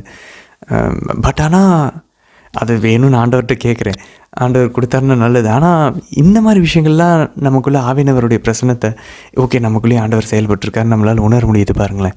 அப்போ உங்களுடைய வாழ்க்கையில் அந்த மாதிரி நடந்துகிட்ருக்கும். நமக்கு அந்த தைரியமும் அந்த துணிவும் இருக்குன்னா இதெல்லாம் நம்மளாலாம் இமேஜின் பண்ணலாம் வரவே வராது. அந்த மாதிரி இதெல்லாம் நானும் யோசிச்சலாம் மாட்டேன், நேச்சுரலாக வருது, அதை அடக்க முடியல. சொல்லப்போனால் அவர் சொல்லாங்க பாருங்கள், நாங்கள் கண்டதையும் கேட்டதையும் அடுத்து 19-20 வசனத்தில் இதுதான் நடக்கணும் மாதிரி. ஸோ 4 ஜெபமாலையும் மாதாவுக்கு முழுமையாக அர்ப்பணிச்சுட்டு நான் உங்களுக்கு அர்ப்பணிக்கப்பட்டவன்ற அந்த ஒரு நம்பிக்கையில் நினைவில் நம்ம ஒவ்வொரு நாளும் வாழும்போது வேறு லெவலில் சேஞ்ச் ஆகுதான் அன்பர்களே. பாருங்கள் 19-20 சொல்கிறாங்க பாருங்கள், உங்களுக்கு செவி சாய்ப்பதா கடவுளுக்கு செவி சாய்ப்பதா, இதில் கடவுள் பார்வையில் எது முறையானது என நீங்களே தீர்மானித்துக் கொள்ளுங்கள். என்ன ஆனாலும் நீங்களே கொன்று போட்டாக்குள்ளோ. புனித பேதுரும் யோவானும் சொல்கிறாங்க, நாங்கள் கண்டதையும் கேட்டதையும் எடுத்துரைக்காமல் எங்களால் இருக்க முடியாது. அன்பர்களே, ஒரு நாத்திகர் வந்தாலும் சரி, யார் வந்தாலும் நம்மளை எதிர்த்து நிற்க முடியாது தெரியுமா? பிரிந்து போன சோதர்கள் வந்தாலும் யார் வந்தாலும். நீங்கள் ஏன் மாதாட்ட ஜெபிக்கிறீங்க அப்படின்னா, நமக்கு பைபிள் தெரியணும், நம்ம ஆவியானவரால் நிரப்பப்பட்டிருந்தோம்னா ஒருத்தர் கூட நம்ம முன்னாடி வந்து நிற்க முடியாது. They will run away. சொல்லப்போனால் அவங்க மாறிடுவாங்க. நம்ம திருச்சபைக்குள்ளே அவங்க இணைஞ்சிடுவாங்க, விசுவாசிகளை அவங்க மாறிடுவாங்க. ஸோ இந்த லைன் நம்ம மிஸ் பண்ணக்கூடாது அன்பதில்லை. யார் வந்தாலும் நாத்திகர்கள் வந்தாங்கன்னா நீங்கள் எப்படி நம்புறீங்க ஆண்டவர் உயிர்த்தெழுந்தானே? ஏங்க அவங்க சொல்கிறாங்க நாங்கள் கண்டதையும் கேட்டதையும் எங்களால் எடுத்து வைக்க முடியாதுன்னு. ஸோ டிசைபிள்ஸோடைய கன்விக்ஷன், சீடர்களுடைய அந்த நம்பிக்கை தான் என்னுடைய நம்பிக்கைக்கு அடித்தளமாக இருக்குன்னு நம்ம அவங்களுக்கு புரிய வைக்கணும் அன்பர்களே. அதுக்கப்புறம் பாருங்கள் 22ஆம் வசனம். இந்த அரும் அடையாளம் வாயிலாக நலம் பெற்ற மனிதர் 40 வயதுக்கு மேற்பட்டவர். அன்பர்களே, அப்போ இவர் 40 வயசு இவர் ஆயிருக்கு அன்பர்களே. 40 வருஷமாக இவரால் நடக்க முடியாமல் இருந்திருக்காரு. அப்போ யோசிச்சு பாருங்கள், இவர் 40 வருஷமாக அந்த அழகு வாயில் முன்னாடி கொண்டு வந்து வச்சிட்ருக்காங்க.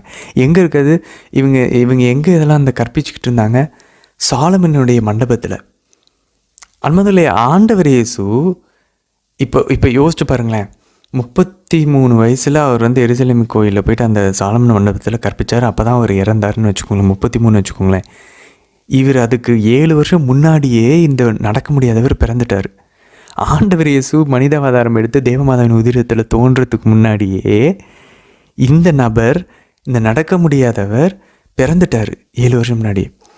ஆண்டவர் இயேசு வாழ்ந்த காலத்திலேயே இவர் வாழ்ந்திருக்காரு.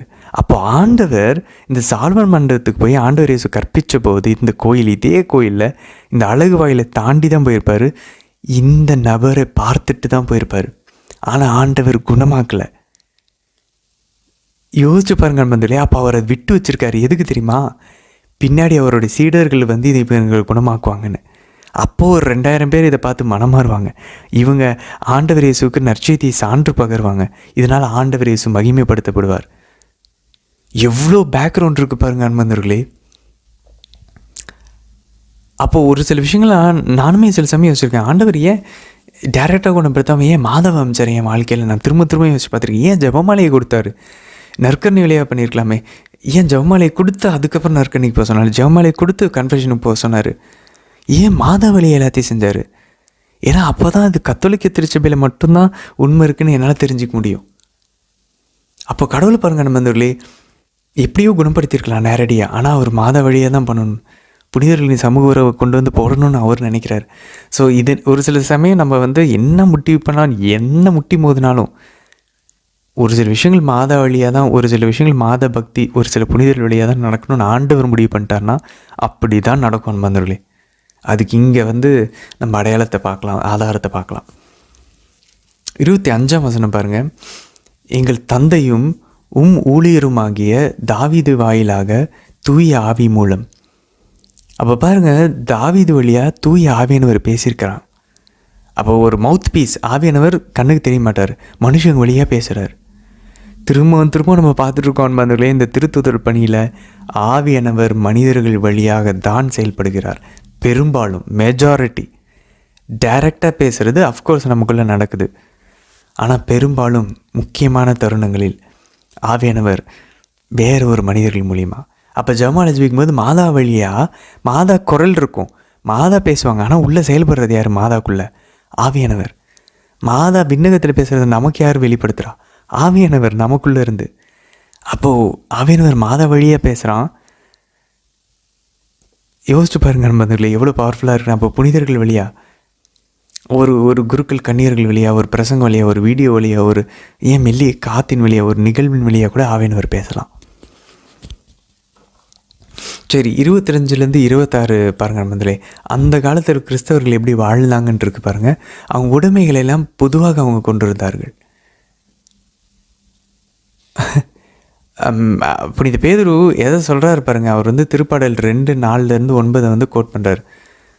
மெஸ்ஸியாவுக்கு எதிராக எல்லாரும் சதி திட்டம் தீட்டுறாங்க. ஆனால் கடவுளுக்கு எதிராக தீட்டக்கூடிய திட்டம் எதுவும் நிலைக்காது அப்படின்றத அவங்க புரிய மாட்டேங்கிறாங்க அப்படின்னு சொல்லி சொல்கிறாங்க நண்பர்களே. ஸோ அவர் சொல்லிட்டு சொல்கிறாரு, இவங்கெல்லாம் எப்படி வாழ்கிறாங்க பாருங்கள் நண்பர்களே. ஒன்றா சேர்ந்து வாழ்கிறாங்க இந்த ஆதி திருச்சபையில் இருக்கிறவங்க. அப்படிப்பட்டவங்களுக்கு எதிராக, இப்படி ஒன்றா சேர்ந்திருக்க திருச்சபைக்கு எதிராக, ஒரே உடைமையை கொண்டிருக்கவங்களுக்கு எதிராக இந்த மூப்பர்கள் இன்றைக்கி சதி திட்டம் தீட்டிகிட்டு இருக்காங்க. தலைமைச் சங்க அதிகாரிகளும் மறைநூல் அறிஞர்களும் எப்படி மெஸ்ஸியாவுக்கு எதிராக சதி திட்டம் தீட்டினாங்களோ அதே போல் இன்றைக்கி திருச்சபை அப்போஸ்தலர்களுக்கு எதிராக சதி திட்டம் தீட்டுறாங்க. ஒன்றா இருந்து ஒரே உடைமைகளை கொண்டு வாழ்ந்துட்டு இருக்கக்கூடிய இந்த திருச்சபைக்கு எதிராக. அதுக்கப்புறம் பாருங்கள் முதல்ல 29ஆம் வசனத்தில் அந்த மக்கள் ஆதி கிறிஸ்தவர்கள் ஒன்றா சேர்ந்து எதுக்கு ஜெபிக்கிறாங்க பாருங்கள். நம்ம எதுக்கு ஜெபிச்சுட்டு இருக்கோம்? ஆண்டவரே, இந்த துன்பம், இந்த தலைமைச் சங்க கூட்டங்கள் எங்களை துன்புறுத்துறது நிறுத்தணும் ஆண்டவரே. அப்படி அவங்க ஜெபிக்கல. அவங்க எப்படி ஜெபிக்கிறாங்க பாருங்கள். இவாஞ்சலிக்கல் கரேஜ் கேட்குறாங்க. நற்செய்தி அறிவிக்கக்கூடிய துணிவு எங்களுக்கு தாங்கன்னு கேட்குறாங்க. அன்பர்களே, எவ்வளோ பவர்ஃபுல்லாக இருக்குது பாருங்கள். அப்போ நம்ம எதுக்கு ஜெபிச்சுட்ருக்கோம்? புனிதர்கள் அதனால தான் டிஃப்ரெண்ட்டாக ஜெபிக்கிறாங்க. நம்மளோட ஜெபம் அவங்களோட ஜெபம் வித்தியாசமாக இருக்குது பாருங்கள். அன்பர்களே, அவங்க ஜெபிக்கிறப்ப நல்ல விஷயத்தை கேட்குறாங்க, ஆவியானவர் கேட்குறாங்க, ஆவியானவரின் கொடையை கேட்குறாங்க. என்ன நடக்குது? இவ்வாறு மன்றாடியுடன் அவர்கள் கூடியிருந்த இடம் அதிர்ந்தது. அவர்கள் அனைவரும் தூய ஆவியால் ஆட்கொள்ளப்பட்டவர்களாய் கடவுள் வார்த்தைகளை துணிவோடு எடுத்து கூறினர். அன்மதில் அப்போ கேளுங்கள் கொடுக்கப்படும் அப்படின்றது இங்கே நடக்குது. அன்மதிலே, உங்கள் விண்ணக தந்தை நீங்கள் தூய ஆவியானவரை கேட்டால் கொடுக்காமலாம் இருப்பார். ஆண்டவர் சொன்ன வார்த்தை இங்கே நடக்குது. அப்போ அங்கே நடக்குதுன்னா அப்போ நமக்கும் நடக்கும். நம்ம தான் அப்போ கேட்க மாட்டேங்கிறோம் போல அன்பர்களே. அப்போ ஆண்டவர் எனக்கு இந்த கடன் பிரச்சனையிலேருந்து எனக்கு விடுதலை தாங்க. என்னென்ன உலக தேவைகள் கேட்குறோம், ஏன் நம்ம ஆவியானவர் கேட்கக்கூடாது? ஆண்டவரே, நான் ஒரு தூய வாழ்க்கையை வாழணும், என் மாமிசை சாகடிக்கணும், என் பாவங்களை சாகடிக்கணும், நான் உங்களுக்கு சாட்சியாக வாழணும். My life has to be about living for you. உங்களுக்காக நான் வாழ ஆரம்பிக்கணும். எனக்கு அந்த ஒரு மனமாற்றத்தை தாங்க. அப்போது நம்மளுடைய நிலம் அதிரும், நம்ம இருக்கக்கூடிய இடமும் அதிரும். தூய ஆவியானவர்னால நம்மளும் ஆட்கொள்ளப்படும். நம்ம கேட்குறது தப்பாக இருக்குது, தேவையில்லாத கேட்டுட்ருக்கோம். ஆண்டவர் சொல்கிறார்ல, அப்போ நீங்கள் நல்ல கொடைகளை கேட்டிங்கன்னா கடவுள் உங்களுக்கு கொடுக்காமலா இருப்பார். அப்போ நம்ம கேட்குறது கெட்ட கொடையாக இருக்குது, அதனால தான் கொடுக்க மாட்டேங்கிறாரு. கெட்டதுன்னா தீமை இல்லை, லெசர் குட், ஒரு குறைந்தபட்ச ஒரு நன்மையை கேட்டுட்ருக்கோம். அதிகபட்ச நன்மை ஆவியானவர், அந்த நன்மையை கேட்க மாட்டேங்கிறோம். ஆண்டவர் இயேசுவை கேட்க மாட்டேங்கிறோம். அதுக்கப்புறம் பாருங்கள் 32ஆம் வசனம், நம்பிக்கை கொண்ட மக்கள் அனைவரும் ஒரே உள்ளமும் ஒரே உயிருமாக இருந்தனர். அன்பதில் அந்த உயிருன்ற இடத்துல சோல், ஒரே ஆன்மாவுமாக இருந்திருக்காங்க. அப்போ ஒரே ஹார்ட்டு, ஒரே சோலாக இருந்திருக்காங்க. அவர்கள் எவரும் தமது உடைமைகளை தம்முடையதென கருதவில்லை. அவர்கள் எல்லாவற்றையும் பொதுவாக இருந்தது. அந்த ஒரு சில பேர் நான் கேள்விப்பட்டிருக்கேன், ஒரு சில பிரிந்து போன சகோதரர்கள் சொல்லுவாங்க, அந்த காலத்தில் ஆதி திருச்சபையில் எல்லாம் வீட்டில் தான் ஒன்று கூடியாக இருந்தாங்க, யாரும் கோயிலுக்கெலாம் போகல, அதனால் நாங்கள் கோயிலுக்கெலாம் போக மாட்டோம். இப்படிலாம் ஒரு கூட்டம் இருக்க நண்பர்களே. நாங்கள் அதனால் வீட்டில் தான் நாங்கள் கூடி நாங்கள் ஜெபிப்போம், அவங்கள மாதிரியே ஜெபிப்போம். அன்பர்களே பாருங்கள், 32லேருந்து 37 வரைக்கும் அந்த ஒரு ஸ்னாப்ஷாட் இருக்குது. ஆதியில் அந்த கம்யூனிட்டி லைஃப் எப்படி இருந்துச்சுன்னு, எருசலேமில் கிறிஸ்தவர்கள் எப்படி இருந்தாங்க அப்படின்னு சொல்லிட்டு எல்லா உடைமைகளையும் பொதுவாக வச்சுருந்துருக்காங்க. இப்போது இவங்க சொல்கிறாங்க, நாங்கள் எல்லாம் ஆதி திருச்சபையில் இருந்த மாதிரி நாங்கள் வீடுகளில் கூடுவோம்னு சொல்கிறாங்களே. ஆதி திருச்சபையில் இருந்தவங்களாம் அவங்க உடைமைகள்லாம் விற்றுட்டு பொதுவாக கொண்டு அப்போஸ்தலர்களின் பாதங்கள் வைத்தாங்கன்னு நீங்கள் நம்ம வாசித்தோமே. அப்போ உங்கள் சொத்தெல்லாம் விற்றுட்டு வந்து அப்போஸ்தலர் பாதத்தில் வைங்க, எல்லாம் காமனாக சொத்தை வைங்க பார்ப்போம். வைக்க மாட்டாங்களே அன்பர்களே. அப்போ அவங்களுடைய எரர், அவங்களுடைய சுயநலமே ஈஸியாக நம்ம வெளியே கொண்டு வந்துடலாம். யார் பிரிந்து போன சகோதரர்கள் இதை பாயிண்ட் அவுட் பண்ணி கேட்டாலும், ஆதி திருச்சபடியாக நீங்கள் வாழ்கிறீங்க, அப்பம் பிடிதல் இருந்துச்சு, எங்கே உங்கள் இதில் அப்பம் பிடிதல் இருக்குது, உடனே அப்பம் பிடிதல் இருக்குன்னு வாங்க. அது ஆண்டவருடைய உடலாக கருதுறீங்களா? அப்படி இந்த பவுல் கருதுறாரு. நம்ம ஆண்டவர் உடலுக்கு 1 கொரிந்தியர் நம்ம வாசிப்போம் பின்னாடி 10ஆம் அதிகாரம் 11ஆம் அதிகாரத்தில். ஆண்டவர் உடலுக்கும் ரத்தத்துக்கும் எதிராக பாவம் செய்யணும்னு சொல்கிறாரு. நீங்கள் அப்படி உடல் ரத்தமும் கருத மாட்டேங்கிறீங்களே. அப்போ உங்களது வெறும் அப்பம் தானே, எங்களுக்கு தானே உண்மையாலுமே உடலும் ரத்தமும், ஏன்னா எங்களுக்கு தான் குருத்துவம் இருக்குது. உங்கள்கிட்ட அப்போஸ்தலர் வழி அந்த அபிஷேகம் இல்லையே, திருப்பொழிவு இல்லையே, அனாயிட்டிங் இல்லையே. அதே மாதிரி உங்கள் உடைமைகள்லாம் இப்போ விற்றுட்டு வாங்களேன். ஆதி திருச்சபையில் போல் இருக்கிற மாதிரி இருக்குன்னு ஆசைப்படுறீங்களா? இப்போ உடைமைகளை விற்றுட்டு வாங்களேன். அப்போ பாருங்கள் அப்போது ஆதியில் திருச்சபை கட்டுறதுக்கு முடியாது, ஏன்னா எல்லாரையும் கொண்டுட்டு இருந்தாங்க. திருச்சபையே ஒரு 300 வருஷத்துக்கு கான்ஸ்டன்டினோப்பிள் ரோமிய பேரரசில் அவர் ஏற்றுக்கிற வரைக்குமே எல்லாம் அண்டர் கிரவுண்டில் தான் கிறிஸ்தவர்கள் வாழ்ந்துட்டு இருந்தாங்க, கொடூரமாக துன்புறுத்தப்பட்டு இருந்தாங்க. அப்போ எல்லாம் வீடுகளில் பதுங்கி இந்த இதிலலாம் கேட்டகோம்ஸில் உள்ளே போய் இந்த குகைகளில் அவங்க திருப்பலியை நிறைவேற்றி ஜெபிச்சுக்கிட்டு இருந்தாங்க. அதனால அது இயல்பாக இருந்துச்சு. அதையே நான் இப்போ ஃபாலோ பண்ணேன்னா கண்மூடித்தனமாக இருக்குது பாருங்களேன். சரி, முதல்ல நம்ம ரோமியருக்குள்ளே போவோம், கொஞ்சம் ஆழமான இறையலுக்குள்ளே போகலாம் அன்பர்களே. ஸோ அவர் என்ன சொல்ல பாருங்கள், 6ஆம் அதிகாரம் 2ஆம் வசனத்தில், பாவத்தை பொறுத்த மட்டில் செத்துவிட்ட நாம் எவ்வாறு தொடர்ந்து பாவ வாழ்க்கையில் வாழ முடியும்? அன்பதில் அப்போ பாவத்தை பொறுத்த வரைக்கும் நம்ம சாகணும். இப்போது செத்த பாடியை கூட்டு தட்டி எழுப்பி, தம்பி போஜன பிரியம் கொஞ்சம் நிறைய சாப்பிட்றியா அப்படின்னா செத்த டெட் பாடி பேசுமா? பேசாது. அப்போ பாருங்கள், நம்ம அந்த மாதிரி பாவத்தை பொறுத்த வரைக்கும் செத்து போயிருக்கணும். கோவப்படுறதா செத்து போயிருக்கணும், இச்சையா செத்து போயிருக்கணும், பொறாமையா செத்து போயிருக்கணும். எந்த எமோஷனும் நம்மக்கிட்ட இருக்கக்கூடாது, எந்த நகர்வும் இருக்கக்கூடாது. பாவத்தை பொறுத்த வரைக்கும் நகரவே இருக்கக்கூடாது, செத்தத்தை போல் இருக்கணும் நம்ம. பட் இதெல்லாம் கேட்க நல்லாயிருக்கு, ஆனால் அப்படி இருக்க முடியாதே. அதுதான் இப்படி இந்த பவுலும் சொல்கிறாரு. அதுக்கப்புறம் தொடர்ந்து அவர் என்ன சொல்கிறார், சரி எப்படி ஃபஸ்ட்டு சாகிறது பாருங்கள். முதல்ல ஜென்ம பாவத்துக்கு சாகணும், அதுக்கப்புறம் நம்ம கர்ம பாவத்துக்கு சாகணும். ஆக்சுவல் சின் வேறு, ஒரிஜினல் சின் வேறு. முதல்ல ஜென்ம பாவத்துக்கு எப்படி சாகிறது? 3-5 வசனங்கள். திருமுழுக்கினால் கிறிஸ்து இயேசுவோடு இணைந்திருக்கும் நாம் அனைவரும் அவருடைய சாவிலும் அவரோடு இணைந்திருக்கிறோம் என்பது உங்களுக்கு தெரியாதா? அப்போ நம்ம எப்படி ஜென்ம பாவத்தை பொறுத்த வரைக்கும் செத்தவங்களாக வருது? ஞானஸ்தானம் வாங்கும்போது. இப்போ புரியுதா? நம்ம அதில் ஞானஸ்தானத்தில் என்ன பேக்ரவுண்ட் நடந்துகிட்ருக்குன்னு இப்போ தான் சொல்கிறோம். நல்லா கவனித்து பாருங்கள். ஞானஸ்தானத்தில் ஒரு குழந்தை தலையில் தண்ணி ஊற்றும் போது அந்த குழந்தை சாகுது. கிறிஸ்து இயேசுவோடு அவருடைய இறப்பில் அது பங்கு கொள்ளுது. ஐயோ, அப்போ நம்ம செத்துட்டோமா? அப்போ ஞானஸ்தானத்தில் நம்ம கொண்டுட்டாங்களா? இல்லை.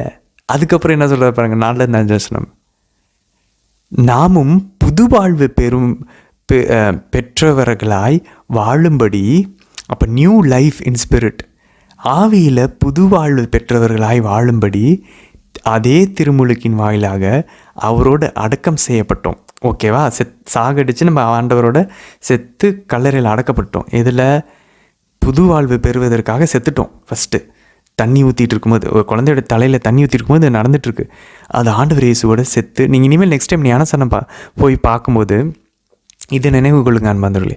ஒரு குழந்தை தலையில் ஃபாதர், தந்தை, மகன், தூய் ஆவியானவர் பெயரில் உன்னை நான் கழுவுகிறேன் அப்படின்னு சொல்லும்போது அந்த குழந்தை ஆண்டவர் இயேசுவோட சிலுவையில் அறையப்பட்டு அது சாகுது, ஆண்டவரோட அடக்கம் செய்யப்படுது.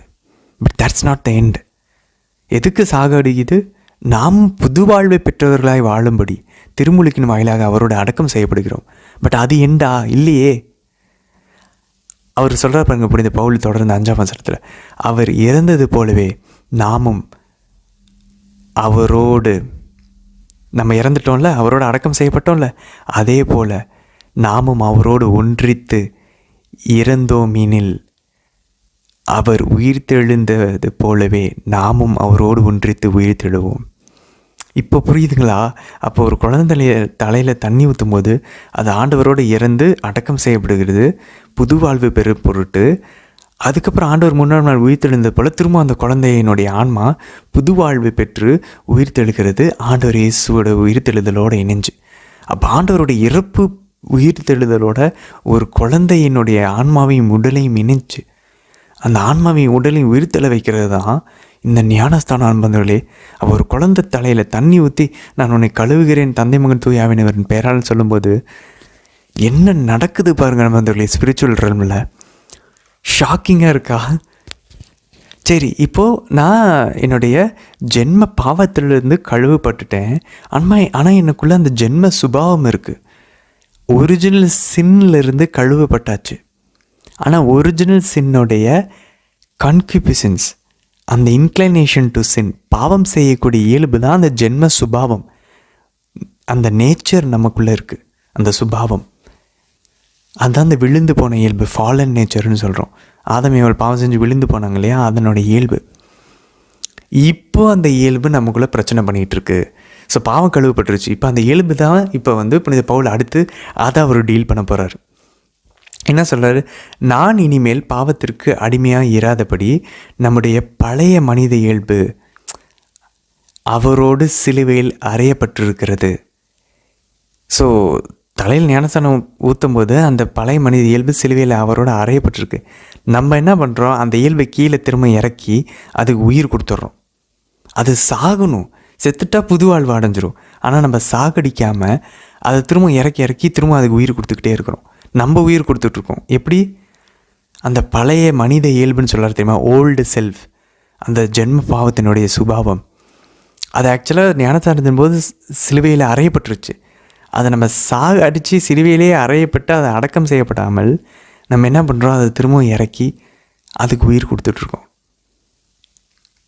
அதுதான் பாருங்கள், இவ்வாறு பாவத்துக்கு உட்பட்டு இருந்த நம் இயல்பு அழிந்து போகும். இது நமக்கு தெரியுமே. அப்போ நம்ம க்ரூசிஃபை பண்ணணும் நம்ம இயல்பு. அதனால தான் பாருங்கள் 7ஆம் வசனம் சொல்லுகிறது, ஏனெனில் இறந்தோர் பாவத்தினின்று விடுதலை பெற்று விட்டனர் அன்றோ. 11ஆம் வசனம் சொல்ல, நீங்கள் பாவ வாழ்க்கையை பொறுத்த மட்டில் இறந்தவர்கள், கிறிஸ்து இயேசுவோடு இணைந்து கடவுளுக்காக வாழ்பவர்கள் என்பதை எண்ணிக்கொள்ளுங்கள். அன்பந்தர்களே, அப்போ நம்ம சாகணும். சிம்பிளாக சொல்லணும்னா அப்போ பாருங்கள், நம்ம யாருக்காக வாழணும் அன்பந்தர்களே? யாருக்காக வாழணும்? அவர் சொல்ல பாருங்க, நீங்கள் பாவ வாழ்க்கையை பொறுத்த மட்டில் இறந்தவர்கள், கிறிஸ்து இயேசுவோடு இணைந்து கடவுளுக்காக வாழ்கிறவர்கள் என்பதை எண்ணிக்கொள்ளுங்கள். அப்போ நம்ம கடவுளுக்காக வாழணும். ஆன்சர் சொல்லிடுச்சு பார்த்தீங்களா? அன்பதில் எப்படி அப்போ நான் கடவுளுக்காக வாழ்கிறேன்? அப்போ நான் என் கணவனுக்காக வாழக்கூடாது, மனைவிக்காக வாழக்கூடாது, அம்மா அப்பாக்காக, பிள்ளைங்களுக்காக, என்னுடைய ஒரு அச்சீவ்மெண்ட்டு, நான் படித்து பெரிய பதவியை, ஒலிம்பிக் மெடல், நான் ஐஏஎஸ் ஆகணும், டாக்டர் ஆகணும், இல்லை இதுக்காக வாழக்கூடாது. நான் கடவுளுக்காக வாழ ஆரம்பிக்கணும். அதுதான் என்னோடய கிறிஸ்துவ அழைப்பு. அதுதான் எனக்கு ஃபஸ்ட் வரணும். அதுக்கப்புறம் தான் மற்றது. அது நான் அப்படி வாழ்கிறது? அப்போது கடவுளுக்காக நான் என் பாவத்துக்கு சாகணும். இறந்தோர் பாவத்தினின்று விடுதலை பெற்று விட்டனர். அப்போ நம்ம சாகணும். நம்ம சாகணும்னா எதை சொல்கிறோம்? நம்மளுடைய பழைய மனித இயல்பு சாகணும். ஞானஸ்தானத்தின் போது இருந்த அந்த ஜென்ம சுபாவத்தின் இயல்பு சாகணும். அது எப்படி சாகும்? சிலுவையில் அறையப்பட்டிருக்க வேண்டும். It has to be crucified. அதுதான் புனித பவுல் கலாத்தியர் 2:20 சொல்லுவார், நான் கிறிஸ்து இயேசுவோடு சிலுவையில் அறையப்பட்டிருக்கிறேன். அப்படின்னா ஞானஸ்தானத்தின் போது அவர் அறையப்பட்டது. இப்போவும் இத்தனை வருஷம் அவர் 20 வருஷம் ஊழியம் செஞ்சதுக்கப்புறமும் அறையப்பட்டு தான் இருக்கிறார். நம்ம என்ன பண்ணிட்டோம்? இதெல்லாம் எனக்கு கஷ்டமாக இருக்குது, அரைஞ்சே இருக்கிறது கஷ்டமாக இருக்குன்னு இறக்கிடுறோம். நம்ம உடம்புக்கு சுகம் கொடுத்துட்றோம், உடனே பாவம் செஞ்சிடும். ஸோ பாவத்தை பொறுத்த மட்டில் பழைய மனித இயல்பு அவரோட சிலுவையில் அறையப்பட்டிருக்கிறத நம்ம திருப்பி அப்போ அந்த ஞானஸ்தானத்தின் அந்த இன்னசென்ஸை நம்ம இழந்துடுறோம். எப்படி நடந்துகிட்ருக்கு பாருங்கள் நம்ம பேக்ரவுண்டில். சரி, 12ஆம் வசனம் பாருங்கள். அப்போ நம்ம என்ன பண்ணணும்? ஆகவே உடலின் இச்சைகளுக்கு உங்களை கீழ்ப்படிய செய்யும் பாவ சாவுக்குரிய உங்களுடைய உடலின் மீது ஆட்சி செலுத்த விடாதீர்கள். அப்போ நம்ம உடலினுடைய அந்த இச்சைகள், கன்குபிஷன்ஸ்னு சொல்கிறோம் பாருங்கள், உடலினுடைய அந்த ஆசைகள், அதுக்கு நம்மளை கீழ்ப்படிய செய்யும் பாவத்திற்கு நம்ம உடலின் மீது ஆட்சி செலுத்த விடக்கூடாது. அப்போ என்ன பண்ணணும்? அப்போ பாருங்கள் நண்பர்களே, அப்போது பாருங்கள், திருச்சட்டத்திற்கு செயல்கள்னால் அவர் அங்கே விருத்த சேதனை பற்றி பேசுகிறார். இங்கே உண்மையாலுமே திருச்சட்டத்தின்படி தான் நம்ம வாழ சொல்கிறார். என்ன சொல்கிறார் பாருங்கள், என்னோட ரொம்ப ஃபேவரட்டான 2 வசனம் 13, ரோமியர் 6:13-19 தெளிவாக சொல்கிறார். அப்போ என்ன பண்ணணும் அப்படின்னு. So something we need to do. நம்ம இது சும்மா கிறிஸ்தவ வாழ்க்கையை வாழ்ந்துட்டு போக முடியாதுனால கிறிஸ்தவ வாழ்க்கையில் என்ன பண்ணணும் அவர் சொல்கிறார் பாருங்கள், நீங்களோ உங்கள் உறுப்புகளை தீவினையின் கருவிகளாய் பாவத்திற்கு ஒப்புவிக்காதீர்கள், மாறாக இறந்தும் வாழ்வோராய் உங்களை கடவுளிடம் ஒப்படையுங்கள். டோட்டல் கான்சக்ரேஷன் வருது பாருங்கள், இங்கே முழு அர்ப்பணம். உங்களையே நீங்கள் டோட்டலாக கடவுளுக்கு சரண்டர் பண்ணுங்கள். கடவுளுக்கு ஏற்புடையதை செய்வதற்குரிய கருவிகளாய் உங்கள் உறுப்புகளை அவரிடமே ஒப்படையுங்கள். இதுதான் எனக்கு ரொம்ப பிடிச்ச வசனம். அதில் அடுத்த வசனமும் ரொம்ப பிடிச்சது 19 பாருங்கள், 13-19 ரோமியர் 6. முன்பு கட்டுப்பாடற்ற வாழ்வுக்கு வழிவகுக்கும் கெட்ட நடத்தைக்கும் நெறிக்கேட்டிற்கும் உங்கள் உறுப்புகளை நீங்கள் அடிமையாக்கி இருந்தீர்கள். அது போலவே அப்போது நீங்கள் பண்ணீங்களே, இப்போ அதை விட 10 மடங்கு வாஞ்சையோட, அது போலவே இப்பொழுது தூய வாழ்வுக்கு வழிவகுக்கும் ஏற்புடைய செயல்களுக்கு உங்கள் உறுப்புகளை அடிமையாக்குங்கள். இதுதான் எனக்கு என்னோடய கன்வர்ஷனுக்கு ரொம்ப உதவியாக இருந்த வசனம் வந்தவர்களே. அப்போ இதுக்கு முன்னாடி நான் ஆமாம்ல, நான் தேவையில்லாத என்னுடைய கெட்ட நடத்தைக்கு, என்னுடைய இந்த உடலினுடைய மாமிசத்துக்கு நான் என்னையே நான் அடிமையாக்கியிருந்தேன். ஓகே, இப்போ நான் ஆப்போசிட் டைரெக்ஷனில் போவேன். ஆஜரே காண்ட்ரா அப்படி இந்த லோயலா என்ன செய்ய சொல்கிறது போல் நான் எதிர் திசையில் போய் இப்போ நான் என்னோடய உறுப்புகளை கடவுளுக்கு ஏற்புடைய செயல்களுக்கு கருவிகளாக நான் அவருக்கு ஒப்படைக்கிறேன். தூய வாழ்வை வழிவகுக்கும் ஏற்புடைய செயல்களுக்கு என்னுடைய உறுப்புகளை நான் அடிமையாக்கிறேன். அப்போ பாருங்கள், நம்ம கடவுளுக்கு நம்மளுடைய உடலையும் ஆன்மாவையும் உறுப்புகளையும் நம்ம ஒப்பு கொடுக்கும்போது என்ன நடக்குது? தூய வாழ்வுக்கு வழிவகுக்கும். அப்போ நான் ஹோலி லைஃப்பை வாழணுமா, பரிசுத்தமாக வாழணுமா, என் உடலின் உறுப்புகள், என்னுடைய ஆன்மா, என் புத்தி, என் சிந்தனை, என்னுடைய திறமை எல்லாத்தையும் நான் கடவுளுக்கு முழுசாக அர்ப்பணிக்கணும் இந்த உலகத்தில் தூய வாழ்வு வாழ்கிறதுக்கு. அப்போ நான் ஒப்படைக்கிறதுனால நான் இந்த உலகத்தில் வாழும்போது தூய்மையை வாழ்கிறேன். அது மட்டும் இல்லை, ஃப்யூச்சரில் என்ன நடக்கும் எதிர்காலத்தில் 22ஆம் வசனம் சொல்லுது பாருங்கள்.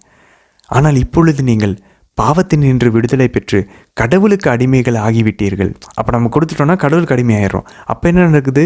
இதனால் நீங்கள் காணும் பயன் தூய வாழ்வு. ஓகே, இப்போ வாழும்போது தூய வாழ்வு, அதன் முடிவு நிலை வாழ்வு அப்படின்னு சொல்கிறாரு 22ஆம் வசனத்தில். அன்பதில் இந்த தூய வாழ்வு நமக்கு ஞானஸ்தானத்தின் போது கொடுக்கப்படுது. நம்ம பாவத்தை பொறுத்த வரைக்கும் நம்ம இயேசுவோட சிலுவையோட நம்ம பழைய மனித இயல்பு அறையப்படுது. ஞானஸ்தானத்தின் போது அவரோட இறந்து கல்லறையில் அடக்கம் செய்யப்பட்டு புது வாழ்வு பெற்று நம்ம உயிர் தெழுகிறோம். ஆனால் இந்த இறந்த பழைய மனித இயல்பை நம்ம திருப்பி இறக்கி கொண்டு வந்துடுறோம் சிலுவையிலேருந்து அறையப்பட்டிருக்கிறது. அப்போ அப்படி பண்ணாமல் இருந்தோன்னா இந்த தூய வாழ்வு நமக்கு கிடைக்கிது பாருங்கள். நம்ம பாவத்திலிருந்து விடுதலை பெற்று கடவுளுக்கு அடிமைகளாக ஆகிறோம் பாருங்கள். இந்த ஞானஸ்தானத்தின் வழியாக கடவுளுடைய பிள்ளைகளாக ஆகிறோம் பாருங்கள். அது பேப்டிசம் வழியாக நமக்கு அந்த தூய வாழ்வு கிடைக்கிது. அதை தொடர்ந்தே இப்போ இந்த பவுல் சொல்றது போல் கிறிஸ்து இயேசுவோடு நான் சிலுவையில் அறையப்பட்டிருக்கிறேன். இப்போ அறையப்பட்டிருக்கேன் ப்ரெசண்ட்டில். நம்ம அவருக்கு நம்மளையே அடிமையாக ஒப்பு கொடுக்கும்போது தூய வாழ்வு, அந்த அந்த சாங்க்டிஃபிகேஷன், ஏற்புடைமையாக்கும் அருள் அதிகரிச்சுக்கிட்டே இருக்கும். அன்பாந்தவர்களே, நீங்கள் ஒரு மிராக்கிள் பார்க்கணுன்னு நினைக்கிறீங்களா? அன்பாந்தவர்களே, என்னென்னமோ பண்ணி ட்ரை பண்ணிட்டீங்களா? ஸ்டார்ட் 4 ரோசரிஸ், 4 ஜெபமாலை ஜெபிக்க ஆரம்பிங்க. இன்னொரு பக்கம் உங்களுடைய வாழ்க்கையை 33 நாள் தயாரித்து மாதாவுக்கு அர்ப்பணிங்க. இப்படி இந்த மான்ஃபுட் இதை நமக்கு எப்படி பண்ணணும் ஒரு வழிவகுத்து கொடுத்துருக்கார். இப்படி இந்த மேக்ஸிமிலியன் கோல்வையும் கொடுத்துருக்கார். பட் இப்படி இந்த மான்ஃபுட் ரொம்ப பாரம்பரியம் மிக்கது. அதுக்கான லிங்க் இந்த வீடியோட டிஸ்கிரிப்ஷனில் கொடுத்துருக்குறோம் அன்பாந்தவர்களே. அந்த லிங்க்கை நீங்கள் பாருங்கள். அந்த லிங்க்கில் 33 நாளுக்கான ஜெபங்களை மரியன்னைக்கான போர் யூடியூப் சேனல் ஃப்ரான்சிஸ் சேவியரான சேலமில் இருக்கக்கூடிய பிரதர் ஃப்ரான்சிஸ் சேவியர் அதை போட்டிருக்கார். ஸோ அந்த ஜெபங்கள் டெய்லி ஒரு 15 நிமிஷம் தான் அந்த ஜெபம். அந்த வீடியோ பார்த்து அந்த வீடியோவில் இருக்கிற ஜெபத்தோடு நீங்கள் சேர்ந்து ஜெபிங்க. 33 நாள் எப்படி மாதாவோடைய ஏதாவது ஒரு ஃபீஸ்ட், இப்போ உதாரணத்துக்கு மாதாவோட ஃபீஸ்ட் அம்மலூர் போவோம் டிசம்பர் 8, ஜனவரி 1 கடவுளின் தாய், மார்ச் 25 இல்லை லூர்து மாதா ஃபீஸ்ட் பிப்ரவரி 11, ஃபாத்திமா மாதா ஃபீஸ்ட் மே 13. ஸோ இந்த மாதிரியான மாதாவுடைய ஃபீஸ்ட் ஆகஸ்ட் 15, செப்டம்பர் 8, என்ன குவாதலுப்பே மாதா ஃபீஸ்ட் டிசம்பர் 12, எதுனாலும் ஓகே. மாதாவுடைய ஃபீஸ்ட் அக்டோபர் 13, அக்டோபர் 7 ஜெபமாலை மாதா ஃபீஸ்ட். எல்லாத்துக்குமே ஏதாவது ஒரு ஃபீஸ்ட் டே எடுத்து அதை விட்டுட்டு அதுக்கு முன்னாடி 33 நாள் எண்ணி இந்த ஜெபத்தின்படி நீங்கள் தயாரிக்கணும். என்ன இது அப்படின்னு சொல்லி பார்த்தோன்னா, இன்றைக்கி இப்போ இந்த பவுல் ரோமியர் 6:13 19 சொன்னது தான். இதுக்கு முன்னாடி நம்ம பாவத்துக்கு ஒப்பு கொடுத்த நம்மளுடைய உடல், நம்ம ஆன்மா, நம்ம புத்தி, நம்ம ஞாபக சக்தி, நம்ம கற்பனை திறன், நம்மளுடைய விருப்பம், நம்மளுடைய வில் பவர், நம்மளுடைய பணம், டைமு, எனர்ஜி, திறமைகள், நம்மளுடைய வெளி தோற்றம், நம்ம குடும்பம், நம்மளுடைய வேலை, நம்மளுடைய சொத்து, நம்மளுடைய ஜெபங்கள், அதனுடைய ஆசீர்வாதம், நம்ம பெறக்கூடிய ஜெபத்தின் வழியாக நம்ம பெறக்கூடிய அருள், இது எல்லாத்தையும் உயிரை கூட மாதாவுக்கு கொடுத்துடணும். மாதா வழியாக ஆண்டவருக்கு நம்ம அர்ப்பணிக்கிறோம். எப்படி அப்போஸ்தலர் பாதத்தில் வச்சாங்களோ அதே போல் நம்ம மாதாவின் பாதத்தில் நம்ம வைக்க போகிறோம். அப்போஸ்தலர்களின் அரசியாகிய மாதாவின் பாதத்தில். மாதாவே நீங்கள் அதை எடுத்து என்ன வேணால் வச்சு நீங்கள் பயன்படுத்துங்க. நான் வச்சுக்கிட்டு இருக்கிறதுனால தான் எனக்கு இன்னொன்னா என்னுடைய மாமிசத்துக்கு அடிமையாக இருக்கேன். இனி நான் உங்களுக்கு அடிமை, உங்கள் வழியாக நான் கடவுளுக்கு அடிமை. நீங்கள் எடுத்து என்னை பயன்படுத்துங்க. அப்போஸ்தலர் பாதத்தில் எப்படி ஆதி திருச்சபை கிறிஸ்தவர்கள் வச்சாங்களோ அதே போல் நான் உங்களோட பாதத்தில் வைக்கிறேன்னு சொல்கிறது தான் இந்த 33 நாள் தயாரித்து நம்ம ஒரு மாதா ஃபீஸ்ட் அன்னைக்கு நம்மளே ஒப்பு கொடுக்க போகிறோம். இது நான் சொல்ல புனித மான்ஃபோர்ட் கொடுத்தது இதான். புனித அன்னை தெரசா, புனித ஜான் பால் II, புனித மேக்ஸிமிலியன் கோல்பே, எல்லா புனிதர்களும் இதை பண்ணாங்கன்னு வந்தவர்களே. புனித ஜான் போஸ்கோ எல்லாருமே டோட்டல் கான்சக்ரேஷன் தான் அவங்களோட சீக்ரெட். ஜெபமாலை தான் அவங்களோட சீக்ரெட் மாதா கிட்ட நெருங்கிறதுக்கு. சரி, இந்த மாதா என்ன பண்ணுவாங்க? அப்போ நம்மளுடைய நற்பண்புகள், நம்மளுடைய ஜெபத்தினுடைய இப்போ நான் ஜெபிக்கிறோம், நம்ம ஒருத்தவங்களுக்கு இடம் கொடுக்குறோம், ஒரு இறக்க செயல் செய்கிறோம், ஒரு ஏழைக்கு உதவி செய்கிறோம், அதனால் நமக்கு ஒரு ஆசீர்வாதம் வரும்ல, ஒரு அருள் வரும்ல, அதையும் மாதா கிட்டே நம்ம கொடுத்துட்றோம். அதுதான் இந்த முழு அர்ப்பணம். பாருங்கள், உயிரை கூட மாதா கேட்டாங்கன்னா நம்ம கொடுத்துடணும். குருக்கள் கண்ணீர்கள் கூட இந்த ஒரு வார்த்தைப்பாடு எடுக்க மாட்டாங்க, ஆனால் நம்ம கொடுக்கணும். அது 33 நாள் அர்ப்பணம். இதுதான் தான் டோட்டல் கான்சக்ரேஷன். இதுதான் புனித பவுல் இங்கே ரோமியர் 6:13-19 பேசுகிறாரு. அப்போ மாதா அதை வச்சுட்டு என்ன பண்ணுவாங்க? உத்திரீசல் ஆன்மாக்களை விடுவிக்கிறதுக்கும் பாவிகளை விடுவிக்கிறதுக்கும் இதை பயன்படுத்துவாங்க. அப்போ பாருங்கள் நம்ம இதனால் எனக்கு என்ன கிடைக்கும், நான் இவ்வளோ கொடுத்துட்டேன் மாதம் எனக்கு என்ன கொடுப்பாங்க, நம்ம கன்ஃபார்மாக விண்ணகத்துக்கு போகிறத மாதா உறுதிப்படுத்துவாங்க. என்ன பண்ணுவாங்க, இப்போது நம்மளுடைய இதெல்லாம் மாதாவுக்கு நம்ம கொடுத்துட்டோம், மாதா என்ன பண்ணுவாங்க, இனி அது நம்மளுடைய இதில், இனி நம்ம உடம்பு அவங்களுடைய ஒரு சொத்து, என்னுடைய ஆன்மா அவங்களுடைய ஆன்மா, என்னுடைய குடும்பம் அவங்களுடைய குடும்பம், என்னுடைய வீடு அவங்களுடைய வீடு. வீட்டில் பிரச்சனை இருக்கா, தடை இருக்கா, பாவாடி மினத்தம் இருக்கா, என்ன ப்ராப்ளம் இருக்குது, எல்லாத்தையும் நம்மளோட தான் வச்சுக்கிட்டு இருக்கோம். ஓனர் நம்மளாக இருக்கோம். இல்லை இப்போ ஓனர்ஷிப்பை மாற்றுறோம், மாதாவாக மாற்றுறோம். இப்போ அது மாதாவுடைய பொசிஷன் ஆகுது, மாதாவுடைய பொருள் ஆகுது. இதுதான் இந்த முழு அர்ப்பணம். இப்போ அவங்க என்ன பண்ணுவாங்க, அவங்களுடைய விசுவாசத்தை, அவங்களுடைய தாழ்ச்சியை, அவங்களுடைய அன்பை, அவங்க எப்படி ஜீசஸ் அன்பு செய்கிறாங்க, அந்த அன்புனால் நம்மள நிரப்பாங்க, அந்த தூய்மையை நமக்கு தருவாங்க. கொஞ்சம் கொஞ்சமாக நமக்குள்ளே மாற ஆரம்பிப்போம், நம்ம இன்னொரு மாதாவாக மாற ஆரம்பிப்போம். இதை விட வேறு என்ன வேணும் அன்பர்களே? அப்படி மாறிட்டால் எல்லா பிரச்சனையும் போயிருமே. ஸோ இந்த 2 டிவோஷன் தான் அன்பர்களே, 4 ஜெபமாலையும் முழு அர்ப்பணம். நீங்கள் இன்னும் முழு அர்ப்பணம் பற்றி இப்போ தான் ஃபஸ்ட் கேள்விப்படுறீங்கன்னா, அந்த லிங்க்கில் போய்ட்டு அந்த நீங்கள் ஏதாவது ஒரு மாதாவோட ஃபீஸ்ட்டை தேர்ந்தெடுத்துட்டு அதுலேருந்து 33 நாள் முன்னாடி கவுண்ட் பண்ணுங்கள் கேலண்டரில். இந்த ஜெபத்தை இந்த பிளேலிஸ்ட்டில் இருக்கக்கூடிய ஒவ்வொரு நாளைக்கு ஒவ்வொரு வீடியோ இருக்கும். 33 நாளுக்கும் ஒவ்வொரு நாளுக்கும் ஒவ்வொரு வீடியோ, Day 1 Day 2 இருக்கும். ஒவ்வொரு நாள் ஒவ்வொரு வீடியோவை போட்டு ஜெபிங்க. தயாரிச்சுட்டு அந்த கடைசி நாள் உங்களையே நீங்கள் மனசும் வந்து, அம்மா நான் வேஸ்ட் பண்ணிகிட்ருக்கேன் என் வாழ்க்கையை, என்னுடைய உடம்பை, என்னுடைய ஆன்மாவை, என் திறமை, என் பணத்தை, என் குடும்பத்தை நீங்கள் எடுத்துக்கோங்கம்மான்னு சொல்லி கொடுங்க. அதுதான் முழு அர்ப்பணம். அப்போ பாவத்தை விட்டு வெளியேறணுமா, உடலை நம்மளால் கட்டுப்படுத்த முடியலையா, ஊனெலும்பின் அந்த இச்சைகளை, நம்மளுடைய வாழ்க்கையில் நிறைய பிரச்சனைகள் இருக்கா, சமாளிக்க முடியலையா, ஏன் நம்ம வச்சுக்கிட்டு இருக்கணும், மாதாட்ட கொடுத்துருவோம். அது மாதாவுடைய பிரச்சனை ஆயிரும். அப்புறம் நம்ம மாதாவாக மாறிடுவோம். எவ்வளோ பெரிய ஒரு டிரான்ஸ்ஃபர்மேஷன் பாருங்கள். மாதாவை மாறிட்டு என்ன ஆகும், ஆவியானவர் நம்மேல் நிழலிடுவார், இனி வாழ்வது நாம் அல்ல கிறிஸ்து நமக்குள்ளே வாழ்வார். நம்ம கிறிஸ்துவாக மாறிடுவோம். ஸோ ஆண்டவர் இயேசுவாக மாறணும்னா முதல் ஸ்டெப்பு மாதாவாக மாறணும். அதுதான் எல்லா புனிதர்களும் பண்ணாங்க, அப்போஸ்தலர்களும் பண்ணாங்க. மாதாவுக்கு என்ன நடந்துச்சோ அதுதான் அப்போஸ்தலருக்கு பெந்தகோஸ்து அன்னைக்கு நடந்துச்சு. தூய ஆவி வந்தது, கடவுளுடைய வல்லமை இறங்குனுச்சு. So we are all call to become another mother Mary. எல்லா கிறிஸ்துவ வாழ்க்கையினோட அழைப்பு தான். சரி, நம்ம 14ஆம் வசனம் பாருங்கள். ஆனால் நம்மளுடைய எஃபர்ட் மட்டும் போதுமா, நான் என்னுடைய மாமிசத்தை அழிக்கிறதுக்கு நான் அது சிலுவையில் அறையப்பட்டிருக்கிறது என்னால் முடியலையே. இப்போ பாருங்கள், அவர் சொல்கிறார் 14ஆம் வசனம், பாவம் உங்கள் மீது ஆட்சி செலுத்தக்கூடாது, ஏனெனில் நீங்கள் இப்பொழுது சட்டத்துக்கு உட்பட்டவர்கள் அல்ல, மாறாக அருள் ஆட்சிக்கு உட்பட்டவர்கள். அப்போ under grace, we are under grace, அருளுக்கு கீழே நம்ம இருக்கிறோம். அப்போ இதுதான் ஒரு விசுவாசி எடுக்க வேண்டிய ஒரு பொசிஷன் அன்பர்களே. இப்போ நான் என்னுடைய மாமிசத்தை, என்னுடைய ஊனி இயல்பின் அந்த ஜென்ம சுபாவத்தை, பழைய மனித இயல்பை நான் எப்படி சாகடிக்கிறது, எப்படி சிலுவையிலேயே ஆண்டவர் இயேசுவோட அரைஞ்சிருக்கிறன்றதை நான் உறுதிப்படுத்துறது? ஆவியினால். அதான் பின்னாடி அவர் ரோமையர் 8:13 சொல்லுவார், ஆவியினுடைய வல்லமையினால் நம்ம மாமிசத்தை நம்ம சாகடிக்கணும், அந்த ஊனி இயல்பின் செயல்பாட்டுகளை நம்ம சாகடிக்கணும். அதுதான் இங்கிலீஷில் ஃப்ளஷ், ஒர்க்ஸ் ஆஃப் ஃப்ளஷ்ன்னு சொல்கிறோம். ஃப்ளஷ்னால் அந்த பாடியை கெட்டதுன்னு சொல்ல, உடம்பை கெட்டதுன்னு சொல்ல, அந்த ஜென்ம சுபாவத்தை கெட்டதுன்னு சொல்லலாம். ஜென்ம சுபாவத்துக்கு இன்னொரு பேர் தான் ஃப்ளஷ். அப்புறம் 17-19 வசனங்கள் பாருங்கள். முன்னாடி நம்ம என்ன பார்த்தோம், திருச்சட்டத்தினுடைய சட்டங்களை கடைப்பிடிக்க வேண்டிய அவசியம் இல்லைன்ற மாதிரி அவர் சொல்கிற மாதிரி நம்ம பார்த்தோம். ஆனால் அது இனிஷியல் ஸ்டேஜுக்கு, ஸ்டார்டிங் ஸ்டேஜுன்னு நம்ம ஏற்கனவே பார்த்தோம்.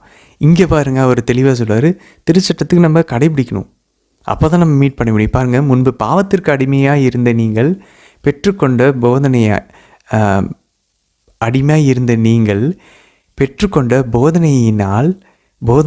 போதனையில் அடங்கிய ஒழுக்க நெறியை, மாரல் லாஸ். அப்போ அந்த சடங்கு முறை சட்டங்களுக்கு நீங்கள் கட்டுப்படணும் அவசியம் இல்லை, ஆனால் அந்த ஒழுக்க நெறியை உளமாற கடைப்பிடிக்கிறீர்கள். புரியுதான் பந்தங்களே? திருச்சட்டத்தின் செயல்கள் அவர் வேண்டான்னு சொன்னது எதுன்னு புரியுதா? விருத்த சேதனம், அந்த கை கழுவிட்டு சாப்பிட்றது, இந்த சடங்கு முறைகள். ஆனால் நம்ம கண்டிப்பாக கடைபிடிக்க வேண்டியது எது? ஒழுக்க நெறிமுறைகளாகிய சட்டம். அதை உளமாற கடைபிடிக்கிறீங்க நீங்கள் அப்படின்றார். இப்போது அப்போ ஞானஸ்தானம் வாங்கிறதுக்கு, நம்ம மீட் படைகிறதுக்கு, துவக்கத்தில் கடவுளுக்கு ஏற்புடையவர்கள் ஆகிறதுக்கு அந்த செரிமோனியல் லாஸ் தேவையில்லை. ஆனால் இந்த ஒழுக்க நெறிமுறைகள் சட்டங்கள் நமக்கு தேவை. பாவத்தினின்று விடுதலை பெற்ற நீங்கள் கடவுளுக்கு ஏற்புடைய வாழ்க்கையை வாழ்க்கை நெறிக்கு அடிமைகளாக இருக்கிறீர்கள். அப்போ அந்த வாழ்க்கை நெறியாகிய அந்த லாஸ், ஒழுக்க நெறிக்கு நம்ம அடிமையாக இருக்கணும். அப்போ திருச்சட்டத்தை நம்ம கடைப்பிடிக்கணும் அன்பர்களே. அவர் என்ன சொல்கிறாரு, இதுக்கு முன்னாடி நீங்கள் பாவத்துக்கு அடிமையாக இருந்தீங்க, பழைய மனித இயல்புக்கு. அதில் நீங்கள் செத்தாதான் புது வாழ்வு அடைஞ்சு நீங்கள் வேற ஒரு தலைவருக்கு நீங்கள் அடிமையாக இருக்க முடியும். எதுக்கு? ஏற்புடைமையாக்கும் நீதிக்குரிய செயல்களுக்கு, கடவுளுக்கு நம்ம அடிமையாக இருக்க முடியும். நம்ம ஏற்கனவே ஒரு ஆளுக்கு அடிமையாக இருக்கும்போது நம்ம ஒரு தலைவருக்கு அடிமையாக இருக்க முடியாது. ஆண்டவர் அதான் சொல்கிறார், நீங்கள் 2 தலைவருக்கு ஊழியம் செய்ய முடியாது. ஒரு தலைவருக்கு நீங்கள் அடிமையாக இருக்கிறீங்கள பாவத்துக்கு, நீங்கள் அப்போ சாகணும். செத்துட்டு புது வாழ்வு அடைஞ்சிங்கன்னா இன்னொருத்தருக்கு நீங்கள் அடிமையாக இருக்கலாம். உயிரோடு இருந்தீங்கன்னா நீங்கள் ஒரு ஆளுக்கு 2 பேருக்கு அடிமையாக இருக்க முடியும். நீங்கள் சாகணும். எவ்வளோ அழகாக இருக்குது பாருங்களேன். அதுக்கப்புறம் பாருங்கள், அவர் சொல்கிறாரு, நம்ம ஏற்கனவே பார்த்தோம் இல்லையா, நம்ம கிறிஸ்துவுக்கு கீழ்ப்படிஞ்சிருக்கணும், கட்டளைகளுக்கு கீழ்ப்படிஞ்சிருக்கணும். இதுக்கு முன்னாடி அவர் எப்படி நம்ம பாவத்துக்கு நம்ம கீழ்ப்படிஞ்சு அடிமையாக இருந்தோம். அதனால தான் புனித பவுல் சொல்கிறார், நான் கிறிஸ்துவின் அடிமைன்னு சொல்லும்போது அவர் என்ன சொல்கிறார், நான் இப்போ கிறிஸ்துவுக்கு நான் கீழ்ப்படிஞ்சிருக்கேன். I am obedient to Christ and his law. அவருடைய அந்த ஒழுக்க நெறிக்கு நான் கீழ்ப்படிஞ்சிருக்கிறேன், நான் அதை கடைபிடிக்கிறேன்.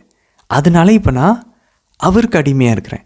ஒரு காலத்தில் நான் பாவத்துக்கு நான் என்னோடய ஒழுக்க நெறிக்கெட்டான வாழ்வுக்கு நான் கீழ்ப்படிஞ்சிருந்தேன். அப்போ நான் அதுக்கு அடிமையாக இருந்தேன். நம்ம யாருக்கு கீழ்ப்படுகிறோமோ, ஒபீடியண்ட்டாக இருக்குமோ, அதுக்கு நம்ம அடிமைகளாக இருக்கிறோன்னு புனித பவுல் சொல்கிறார். பாருங்கள், அதான் 16ஆம் வசனத்தில், எதற்கு அடிமைகளாகி உங்களை ஒப்புவித்து கீழ்ப்படுகின்றீர்களோ அதற்கே நீங்கள் அடிமைகளாக என்பது உங்களுக்கு தெரியுமன்றோ. ஸோ நம்ம யார் கீழ்ப்படுகிறோம், அவங்களுக்கு நம்ம அடிமை. அதனால தான் புனித பவுல், அப்போ பவுல் நான் அடிமைன்னு சொல்லும்போது அவர் கடவுளுடைய பிள்ளை இல்லைன்றதை அவர் மறுக்கலை. ஞானஸ்தானத்தின் வழியாக நம்ம எல்லாருமே கடவுளுடைய பிள்ளை அவர். அதனால தான் ஆண்டவர் உயிர் தொழுந்து என்ன சொல்கிறார், நான் என் தந்தையும் உங்கள் தந்தையும் ஆகிய கடவுளிடம் நான் இன்னும் போகலை. அப்போ என்ன, அவரோட அப்பா நம்ம அப்பாவை மாறிட்டாராம் உயிர் தெழுந்ததுக்கப்புறம் அவர் சொல்கிறார் பாருங்க இந்த வார்த்தையை. அதனால தான் விண்ணுலகில் இருக்க எங்கள் தந்தையை நீங்கள் ஜெபிங்கன்னு முன்னாடியே சொல்லி கொடுத்துட்டாரு.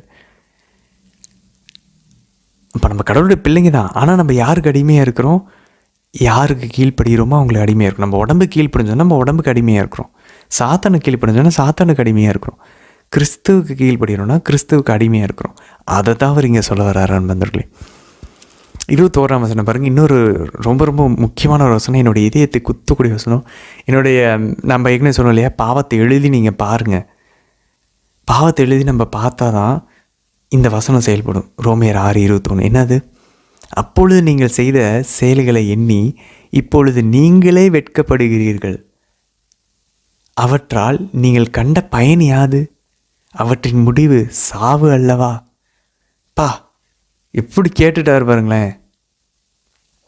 கம்பங்ஷன், மனசில் உண்மையிலே வருத்தம் வருதில்ல இதை கேட்கும்போது. இது எனக்கு உண்மையிலேயே அன்பதில்லை. இந்த ஒரு வசனம் உங்களுக்கு மனசை தொடலன்னு வச்சுக்கோங்களேன். அப்போ நம்ம செஞ்ச செயல்னால இப்போ நம்ம வெட்கப்படுறோமே, அதனால் என்ன பயன்? சாவு தானே வந்துச்சு. அப்படின்னு நீங்கள் யோசிக்கணுன்னா please sit down and start writing your sins. உங்களுடைய ஜெபங்களை ஒரு வேர்ட் டாக்குமெண்ட் போட்டு பாஸ்வேர்ட் போட்டு எழுத ஆரம்பிங்க. Scene by scene, step by step, screen பிளேயோடு எழுதுங்க. கதையை ஒரு படத்துக்கு எழுதுகிற மாதிரி பொறுமையாக, நான் இப்படி பண்ணிகிட்டு இருந்தேன், அந்த டைமில் இப்படி எனக்கு ஒரு தாட் வந்துச்சா, அந்த தாட்டுக்கு நான் உடனே அப்படியே இடம் கொடுத்து போனேன்னா, அப்போ நான் இந்த பாவத்தை செஞ்சேன்னா, அப்போ நான் கோமா பேசி இவங்களை நான் காயப்படுத்தினேன்னா, எழுத ஆரம்பிங்க. எப்படி நான் இப்படி போய் யோசிச்சா, அப்போ அவன் ஸ்டெப்பாக என்னை எப்படி விழ வச்சான்றது நமக்கு தெரிய வரும். ஸோ அதனால் முடிஞ்சளவு அன்பாந்தவர்களே, தயவு செஞ்சு எழுதுறதுக்கு ட்ரை பண்ணுங்கள். பாவத்தை எழுதுனீங்கன்னா இதுக்கு முன்னாடி செஞ்ச செயல்களை எண்ணி நம்ம வெட்கப்படுவோம். வெட்கப்பட ஆரம்பிக்கும் போது தான் நம்மளோட கன்வர்ஷன் ஸ்டார்ட் ஆக ஆரம்பிக்கும், மனமாற்றம். சரி, ரோமேர் 7ஆம் அதிகாரத்துக்குள்ளே நம்ம போகலாம் அன்பந்தவர்களே. அன்பந்தவர்களே, இந்த 7ஆம் அதிகாரத்தில் 1-6 வசனங்களில் புனித பவுல் என்ன செய்கிறாரு அப்படின்னாக்க, இந்த கிறிஸ்தவ ஃப்ரீடம் இருக்குது பாருங்கள். நம்ம கிறிஸ்து இயேசுல இப்போ நம்ம இறந்து உயிர்த்திலிருந்து புது வாழ்வு பெறுறோம் தெரியுமா? அப்போது நமக்கு ஒரு ஃப்ரீடம் கிடைக்கிது. எதுலேருந்து? நம்ம பழைய மனித இயல்புலேருந்து நமக்கு ஒரு விடுதலை கிடைக்குது. பழைய அந்த ஜென்ம பாவத்திலிருந்து நமக்கு விடுதலை கிடைக்குது. அப்போ இதை எப்படி அவர் ஒப்பிடுறாருனா, ஒரு பெண் மோசேவின் சட்டப்படி அவர் அந்த பெண் கல்யாணம் ஆகிருக்கிறாங்க அப்படின்னாக்க, அவங்க இன்னொருத்தவங்களை கல்யாணம் பண்ண முடியாது. அப்படி பண்ணால் அது என்ன ஆகும்? அது விபச்சாரமாகும். ஆனால் அந்த முந்தைய கணவன் இறந்துட்டார்னு வச்சுக்கோங்களேன். இப்போ இந்த பெண் வந்து இன்னொருத்தவங்களை கல்யாணம் பண்ணுறதுக்கு ஃப்ரீ. இப்போ இந்த ஒரு அனாலஜி, இந்த ஒரு ஒப்பீடை அவர் என்ன பண்ணுறாரு, நம்ம ஞானஸ்தானத்தின் வழியாக இதுக்கு முன்னாடி மோசேவனுடைய சட்டத்திலிருந்து, பாவத்திலிருந்து நம்ம விடுதலை பெறுகிறோம்.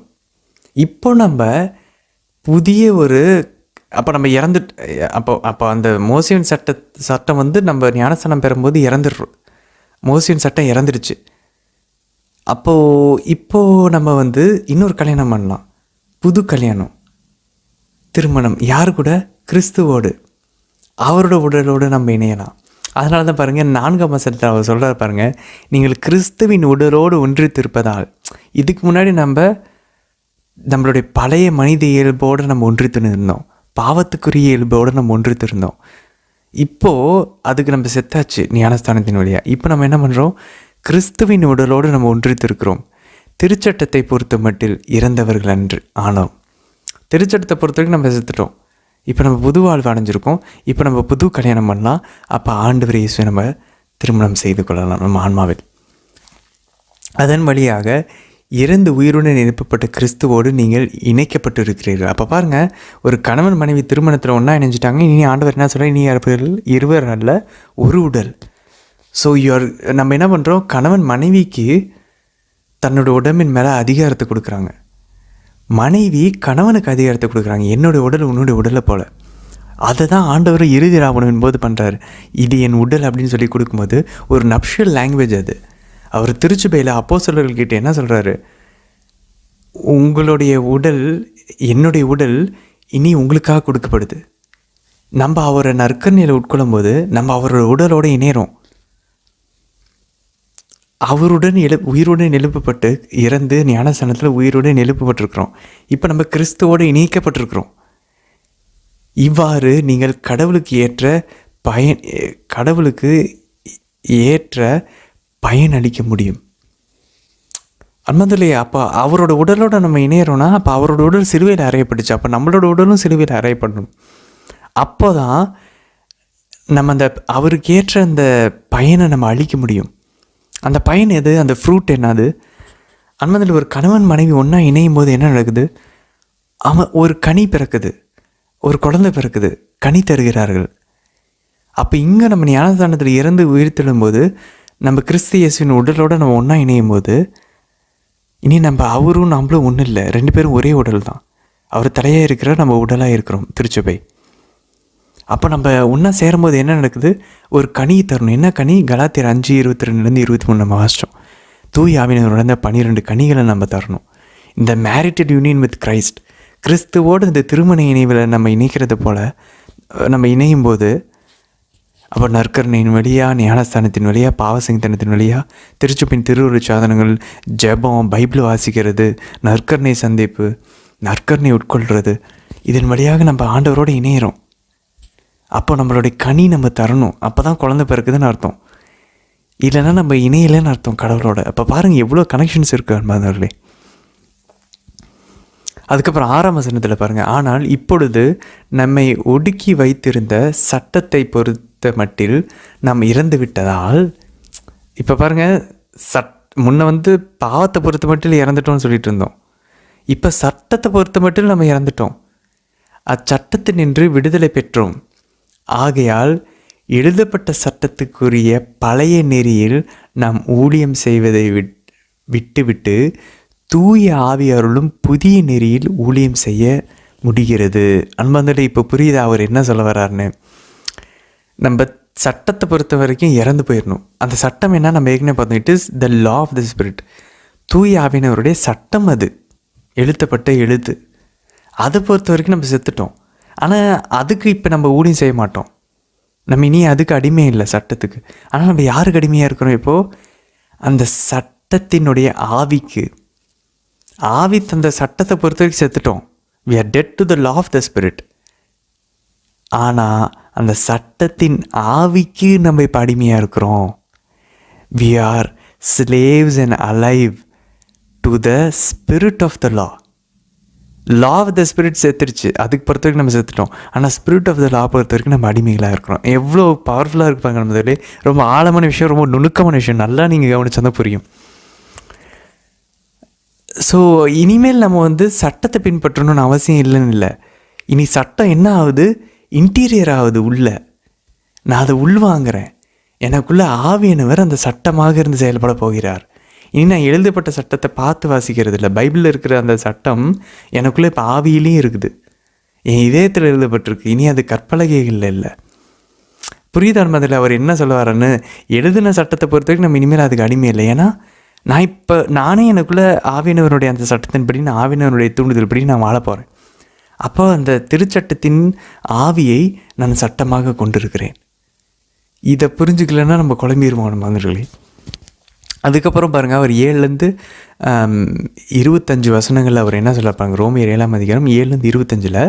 இப்போ அவர் என்ன சொல்கிறாரு, இந்த பாவத்தை வந்து ஏதோ ஒரு இந்த ப்ரிடேட்டர் மாதிரி நமக்குள்ளே குடிக்குள்ள இருக்கிற இன்னொரு அந்த அட்டை மாதிரி, நம்மளுடைய ரத்தத்தை உரிகிற ஒரு அட்டை மாதிரி நம்ம ஆன்மாவையும் பரிசுத்தையும் கடவுள் கூட இருக்கிற அந்த வாழ்வையும் உரியக்கூடிய ஒரு ஒரு ஒரு அட்டையை போல் இந்த பாவத்தை அவர் வந்து சித்தரித்து காட்டுறார்.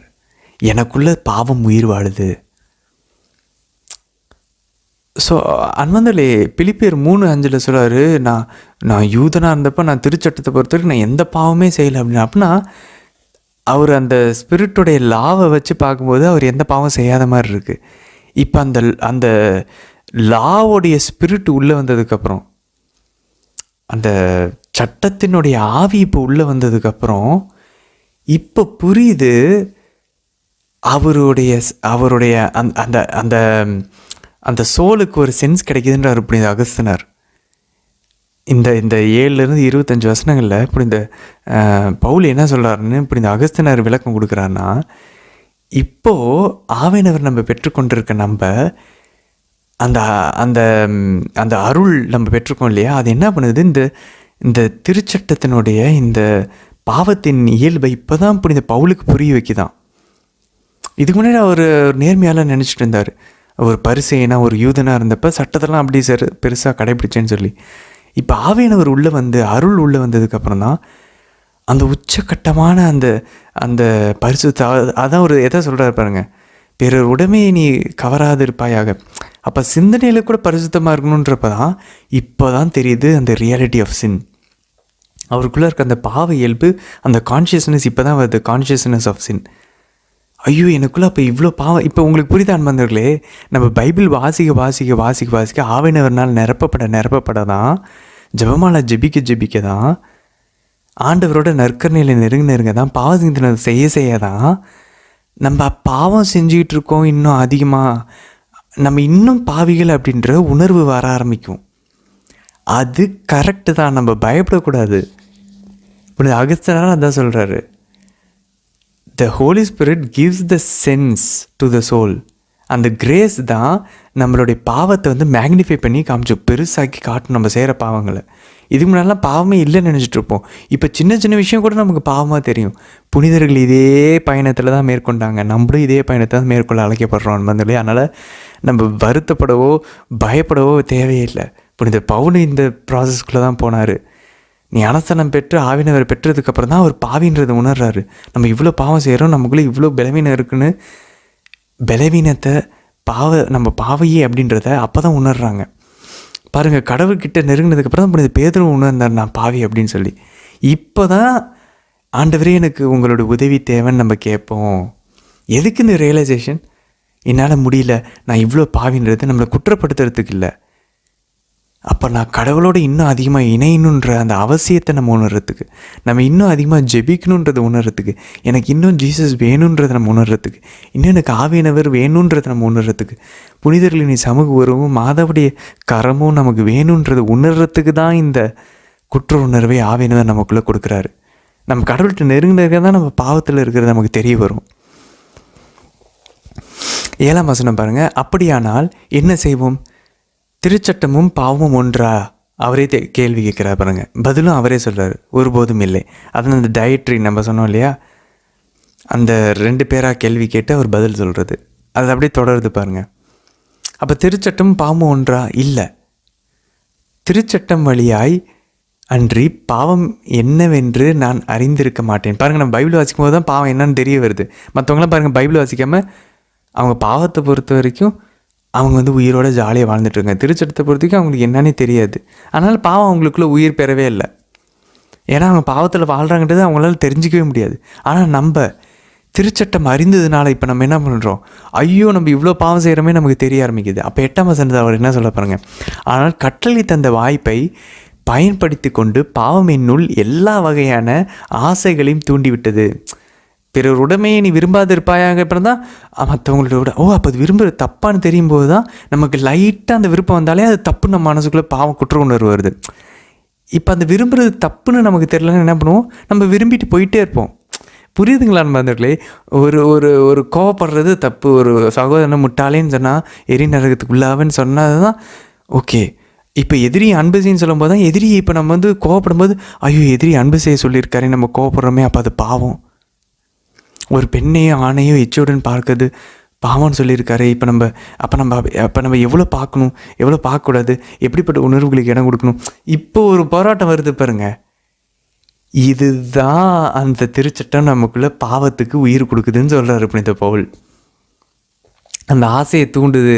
எனில் சட்டம் இல்லையேல் பாவத்திற்கு உயிர் இல்லை. சட்டம் உள்ளே வந்ததுக்கப்புறம் தான் பாவம் வந்ததே. நம்ம என்னடா பைபிள் வாசிக்க ஆரம்பிச்சதுக்கப்புறம் நிறைய பாவம் செய்கிற மாதிரி தெரியுது. ஏன்னா இப்போ தான் தெரியுது அது பாவம்னு. இதுக்கு முன்னாடி செஞ்சிட்டு இருந்தோம், அது பாவம்னு தெரியல.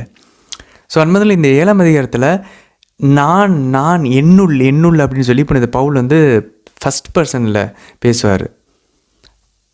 அப்போது இதை வந்து இறையியல் அறிஞர்கள் வந்து இதுக்கு வந்து 3 விளக்கங்கள் கொடுக்குறாங்க. ஒருவேளை உண்மையிலுமே பவுல் தன்னையே பர்சனலாக குறிக்கிறாரோ? ஒரு யூதனாக இருந்தப்போ அவருக்கு வந்து தோராவெல்லாம் கடைபிடிச்சிட்டு இருந்தார். ஆனால் ஒரு கிறிஸ்தவன் ஆனதுக்கப்புறம் அவருக்குள்ளே அந்த பாவத்துக்குரிய இயல்பு வந்து அந்த தோராவை அவர் கடைபிடிக்கிறதுக்கு அவர் வந்து ஒரிஜினல் அந்த மோசேவனுடைய சட்டத்தின் ஆவியை பெற்றுக்கொண்டதுக்கப்புறம் ஆவியின் தூண்டுதல் படி வாழும் பொழுது இன்னும் உச்சக்கட்டமான பரிசேயர்கள் சதுசேயர்கள் நிறைய விட வேறு அதிகமாக ஆண்டவர் வாழணும்னு சொல்லும்போது இப்போ அவருடைய பலவீனத்தை உணர்றாரோ, ஒரு சவாலாக இருக்குதை அவர் உணர்றாரோ பர்சனலாக, அப்படி ஒரு பார்வை இருக்குது இறையியல் அறிஞர்கள் சொல்கிறாங்க. 2வது பைபிளினுடைய வரலாறு அவர் சொல்கிறாரோ, எனக்குள்ளே சட்டம் தோணுது, எனக்குள்ளே வந்து பாவம் வந்து உயிர் பெற்றது சட்டம் வந்த போது அப்படின்றப்ப அவர் வந்து ஒருவேளை இஸ்ரேலினுடைய இந்த ஒரு அந்த சட்டத்தை பற்றி அவர் பேசுகிறாரோ. மோசே சட்டம் கொடுத்ததுக்கப்புறம் தான் இவங்க வந்து பாவத்தில் அதிகமாக விழ ஆரம்பித்தாங்க, எல்லாமே தெளிவாக தெரிய ஆரம்பிச்சிச்சு. ஸோ இஸ்ரேலினுடைய அந்த விடுதலை பயணம் அதை அவர் குறிக்கிறார், அவங்களுடைய வரலாறு. அது ஒரு விளக்கமாக இருக்குது. ஸோ ஒன்று பர்சனல், இன்னொன்று இஸ்ரேலுடைய வரலாறு, 3வது வந்து மொத்த மானிட குலம், ஹியூமன் ஹிஸ்ட்ரி, மொத்த மனுஷங்களுடைய துன்பமும் இதுதானே, அவலமும் இதுதானே, எல்லாருமே இதுதான் உணர்ந்துட்டு இருக்கோம் புனித பவுலை போல். அப்போது Ignatius study Bible, Catholic study பைபிளில் இறையியல் அறிஞர்கள் என்ன சொல்கிறாங்க அப்படின்னாக்க, கத்தோலிக் இறையியல் அறிஞர்கள் இது 3மே தான் நடக்குது. மெயினாக அவங்க வந்து மொத்த மானிட குலத்தை பற்றி தான் இங்கே புனித பவுல் பேசுகிறாரு. பர்சனலாகவும் இஸ்ரேலினுடைய மீட்பு வரலாறையுமே இது குறிக்குது. அதையும் நம்ம வந்து விட்டுற முடியாது. அவர் பர்சனலாகவும் பேசுகிறாரு, அதே நேரத்தில் மொத்த மானிட குலமும் இஸ்ரேலினுடைய வரலாறையும் அவர் பேசிகிட்டு இருக்கிறாரு அப்படின்னு சொல்கிறார் என்பதை. அதுக்கப்புறம் பாருங்கள், அவர் சொல்கிறார், ஒரு காலத்தில் சட்டம் இல்லாத பொழுது நான் உயிர் உள்ளவனாக இருந்தேன். பாருங்கள், இப்போ எல்லோரும் என்ன சொல்கிறாங்க, நீங்கள் ஜெபிக்காதவங்க பைபிள் வாசிக்காதவங்க கேட்டு பாருங்கள், என்ன பாவம் செய்கிறோம், நல்லா தான் வாழ்கிறோம், நம்மளாம் ஒன்றும் பெரிய பாவம்லாம் செய்யலை. நீங்கள் பைபிள் வாசித்து பாருங்கள், அப்போ தான் தெரியும், ஐயோ என்னோட சட்டம் உள்ளே வந்ததுக்கப்புறம் தான் பாவம் உயிர் பெற்றிருக்குதே அப்படின்னு சொல்லி நம்ம உணர்வோம். நம்ம தான் நம்மளை பாவின்னு உணர்ந்துட்டுருப்போம். பைபிள் வாசிக்கிறவங்களாம் பாவினே உணர மாட்டாங்க. அதான் கட்டளை தரப்பட்ட போது பாவம் உயிர் பெற்றது. சிம்பிள் அன்பர்களே. மற்றவங்களாம் ஜாலியாக வாழ்ந்துட்டுருக்காங்க, நமக்கு மட்டும் கஷ்டமாக இருக்கா? ஏன்? கட்டளை பட்ட போது உயிர் பெற்றது. அப்போ இந்த ப்ராசஸ் என்ன கொண்டு வர ட்ரை பண்ணார் ஆவியானவர்? பாருங்கள், ஆவியானவர் தூண்டுதல் பெற்று ஆண்டவர் ஞானஸ்நானம் பெற்றதுக்கப்புறம் ஆண்டவருக்குள்ளே அவன் டெம்டேஷன்ஸ் கொண்டு வரான் பாருங்கள் சாத்தான். அப்பாவத்தை அந்த கல்லை அப்பாவை மாற்றி சாப்பிடு, நீங்கள் இருந்து குதி, நீ என்னை வழிபடு, கடவுளை தவிர வேறு எதையாவது வழிபடு. ஸோ இந்த விஷயங்கள்லாம் நமக்குள்ளேயும் நடக்க ஆரம்பிக்குது பாருங்களேன். ஸோ அப்போ நம்ம கிரேஸை வந்து எதுக்கு சட்டம் தரப்பட்ட போது பாவம் உயிர் பெற்றது? ஏன்னா அருளை கேட்போம், கடவுளுடைய துணையை கேட்போன்றதுக்காக தான். மறந்துடக்கூடாது அன்பர்களே. இவ்வளவும் நம்ம அப்போ நான் இன்னும் அதிகமாக கடவுளை ஒன்றிணையணும். எனக்கு ஆண்டவர் இயேசுவோட, அவருடைய உடலோட, அவருடைய பாடுகளோட நான் இன்னும் இணையணும். என் உடலை நான் இன்னும் க்ரூசிஃபை பண்ணணும், சிலுவையில் அறையப்பட்டிருக்கணும். அப்போ தான் இனி வாழ்வது நானால கிறிஸ்து எனக்குள்ளே வாழ்வார். ஏன்னா நான் சாகுவேன், பாவத்தை பொறுத்த மட்டும் நான் சாகுவேன். பாருங்கள் 12-13, திருச்சட்டம் தன்னிலே தூயது தான், அவ்வாறே கட்டளைகளையும் தூயது, நேரியது, நல்லது தான். அவர் சொல்கிறார் பாருங்க, சட்டத்தை நான் தப்பு சொல்லலை, ஆனால் அதனால பாவம் உயிருக்கு வந்துருச்சு. அவ்வாறாயின் நல்லது என சாவுக்கு காரணமாக மாறிவிட்டதா? ஒருபோதும் இல்லை. சட்டம் வந்து கெட்டது கிடையாது, சட்டம் நல்லது தான். ஆனால் எல்லாம் பாவத்தின் விளைவு தான். பாவம் தன் இயல்பை படுத்துவதற்காக நல்லதோர் ஒரு வாய்ப்பை கொண்டு எனக்கு சாவை விளைவித்து, இவ்வாறு கட்டளையின் வழியாக பாவம் தன் கொடிய இயல்பை அளவு கடந்த முறையில் வெளிப்படுத்தியது. அன்பாந்தல் இதை தான் ஆண்டவர் வந்து கெத்செமனி தோட்டத்தில் சொல்கிறார். உன்னோட ஆவி வாஞ்சையே தான் படுது, ஆனால் உன்னுடைய ஊன் இயல்போ அது வந்து பலவீனமாக இருக்குது. பாருங்கள் அன்பர்களே, நம்ம கிறிஸ்துவ வாழ்க்கை ஃபுல்லாக இப்போ தான் நமக்கு வந்து பைபிள் வாசிக்கும் போது ஆவியானவர் உள்ளே வந்ததுக்கப்புறம் தான் சின்ன தப்பும் பாவம் தெரியும் போது தான் இப்போ தான் ஒரிஜினல் பேட்டில் ஆரம்பிக்குது. இனி நம்ம கோயிலுக்கு ஓடுவோம், இனி நம்ம ஜெபமாலை அதிகமாக ஜெபிக்க ஆரம்பிப்போம், இனி நம்ம நற்கருணை எனக்கு வேணும்னு தோணும், இனி நம்ம கன்ஃபெஷன் அடிக்கடி போவோம், ஒரே பாவத்தை திரும்ப செய்கிறோம். இந்த போராட்டம் நடந்துகிட்டு இருக்கோம் அன்பர்களே. ஸோ இப்போ என்ன நடக்குது? நம்ம மாமிசத்துக்கும் ஆவிக்கும் அந்த வார் ஸ்டார்ட் ஆகுது. இது ஸ்டார்ட் ஆகலைன்னா நம்ம என்ன கிறிஸ்துவ வாழ்க்கையை ஸ்டார்ட் பண்ணலன்னு அர்த்தம். ஆவினவரே உள்ளே இல்லைன்னு அர்த்தம். ஆவினவர் உள்ளே வந்துட்டார்னா மாமிசத்தினுடைய செயல்கள் தெளிவாக தெரிய ஆரம்பிக்கும், பாவத்துக்கு உயிர் பெற ஆரம்பிக்கும், இப்போ போராட்டம் நடக்க ஆரம்பிக்கும். 14ஆம் வசனம் பாருங்கள். திருச்சட்டம் ஆவிக்குரியது என்பது நமக்கு தெரிந்தது.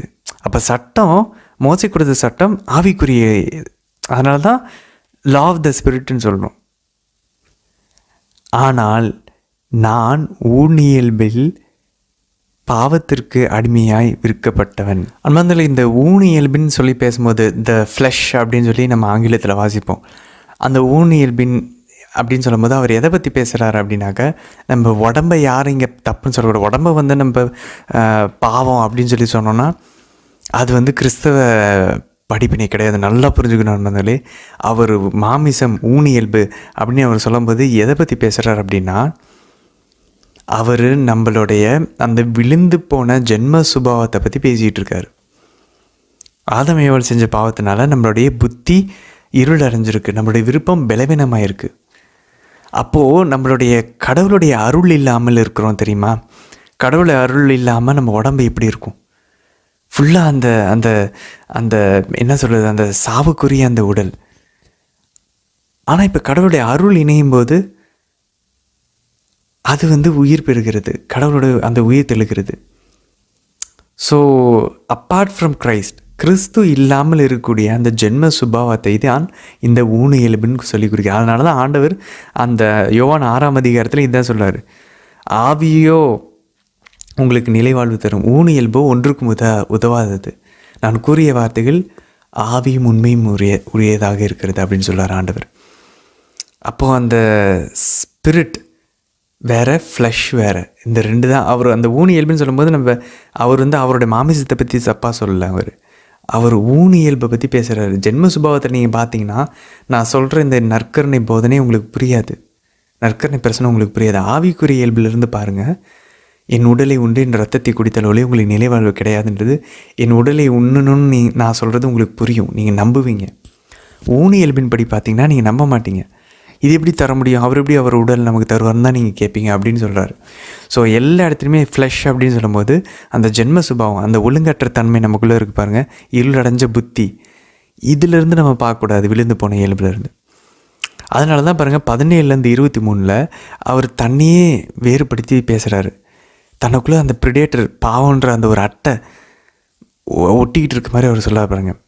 ஆனால் அவ்வாறு செய்வது என்னுள் குடியிருக்கும் பாவமே. என்னை பாவம் செய்கிறது எனக்குள்ளே குடியிருக்கக்கூடிய அந்த பாவம் தான். அப்படின்னா என்ன சொல்ல வர்றாரு, அந்த மாமிசம், அந்த இச்சைக்குரிய அந்த இயல்பு, அந்த பழைய மனித இயல்பு, ஆதாமேவாள்கிட்டருந்து நம்ம வாங்கிக்கிட்டோம் பாருங்கள், அந்த இயல்பு பாவமே அப்படின்னு சொல்லும்போது அவர் அந்த இயல்பை பற்றி பேசுகிறாரு. என்னுள் அதாவது வலுவற்ற என் ஊனு இயல்பில், பாருங்கள் அவர் எதை பற்றி பேசுகிறார், பாவமேன்னு சொல்லும்போது என் உள்ள கூட அந்த வலுவற்ற ஊனு இயல்பு, அந்த ஃப்ளஷ், நல்லது எதுவும் கொண்டு இருக்கவில்லை என எனக்கு தெரியும். நன்மை செய்யும் விருப்பம் என்னிடம் இல்லாமலும் இல்லை. பாருங்கள், நம்மளுடைய ஃபீலிங் அப்படியே ஒரு சம்மரைஸ் பண்ணுறாரு. நன்மை செய்யணும்னு தான் விரும்புகிறேன், ஆனால் அதை செய்ய முடியவில்லைன்றாரு. இப்படி இதை பவுல் சொல்கிறார் அன்பர்களே.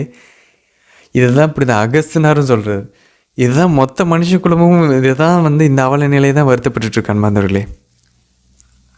19ஆம் வசனம் பாருங்கள். நான் விரும்பும் நன்மையை செய்வதில்லை, விரும்பாத தீமையே செய்கிறேன்.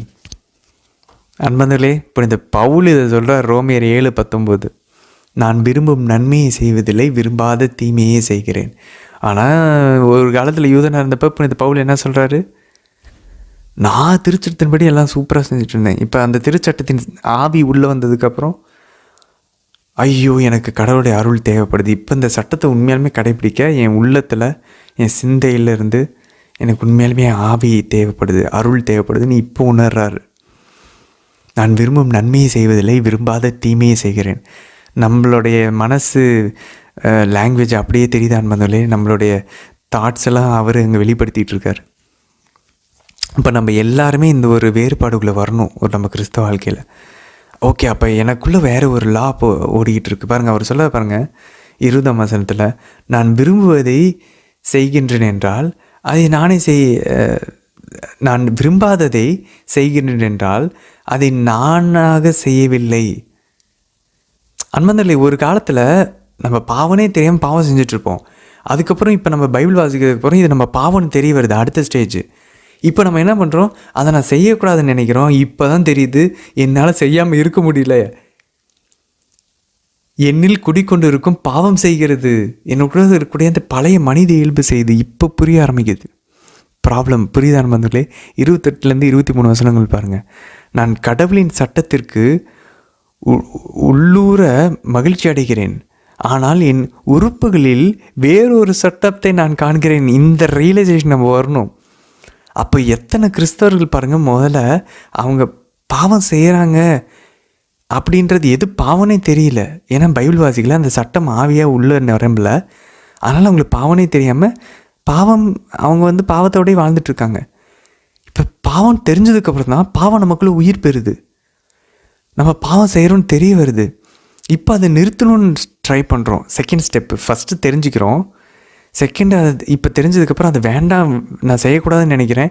இப்போ தான் நமக்கு செகண்ட் ஸ்டெப்பில் புரிய வருது, என்னால் அப்படி செய்யாமல் இருக்க முடியல. ஏன்னா எனக்குள்ள என் உறுப்புகளில் வேறொரு சட்டத்தை நான் காண்கிறேன். புனித பவுல் 23ஆம் வசனத்தில் சொல்கிறாரு, 7:23, என் மனம் ஏற்றுக்கொள்ளும் சட்டத்தை அது எதிர்த்து போராடுகிறது, என் உறுப்புகளில் இருக்கும் அந்த பாவ சட்டத்திற்கு என்னை கட்டுப்படுத்துகிறது.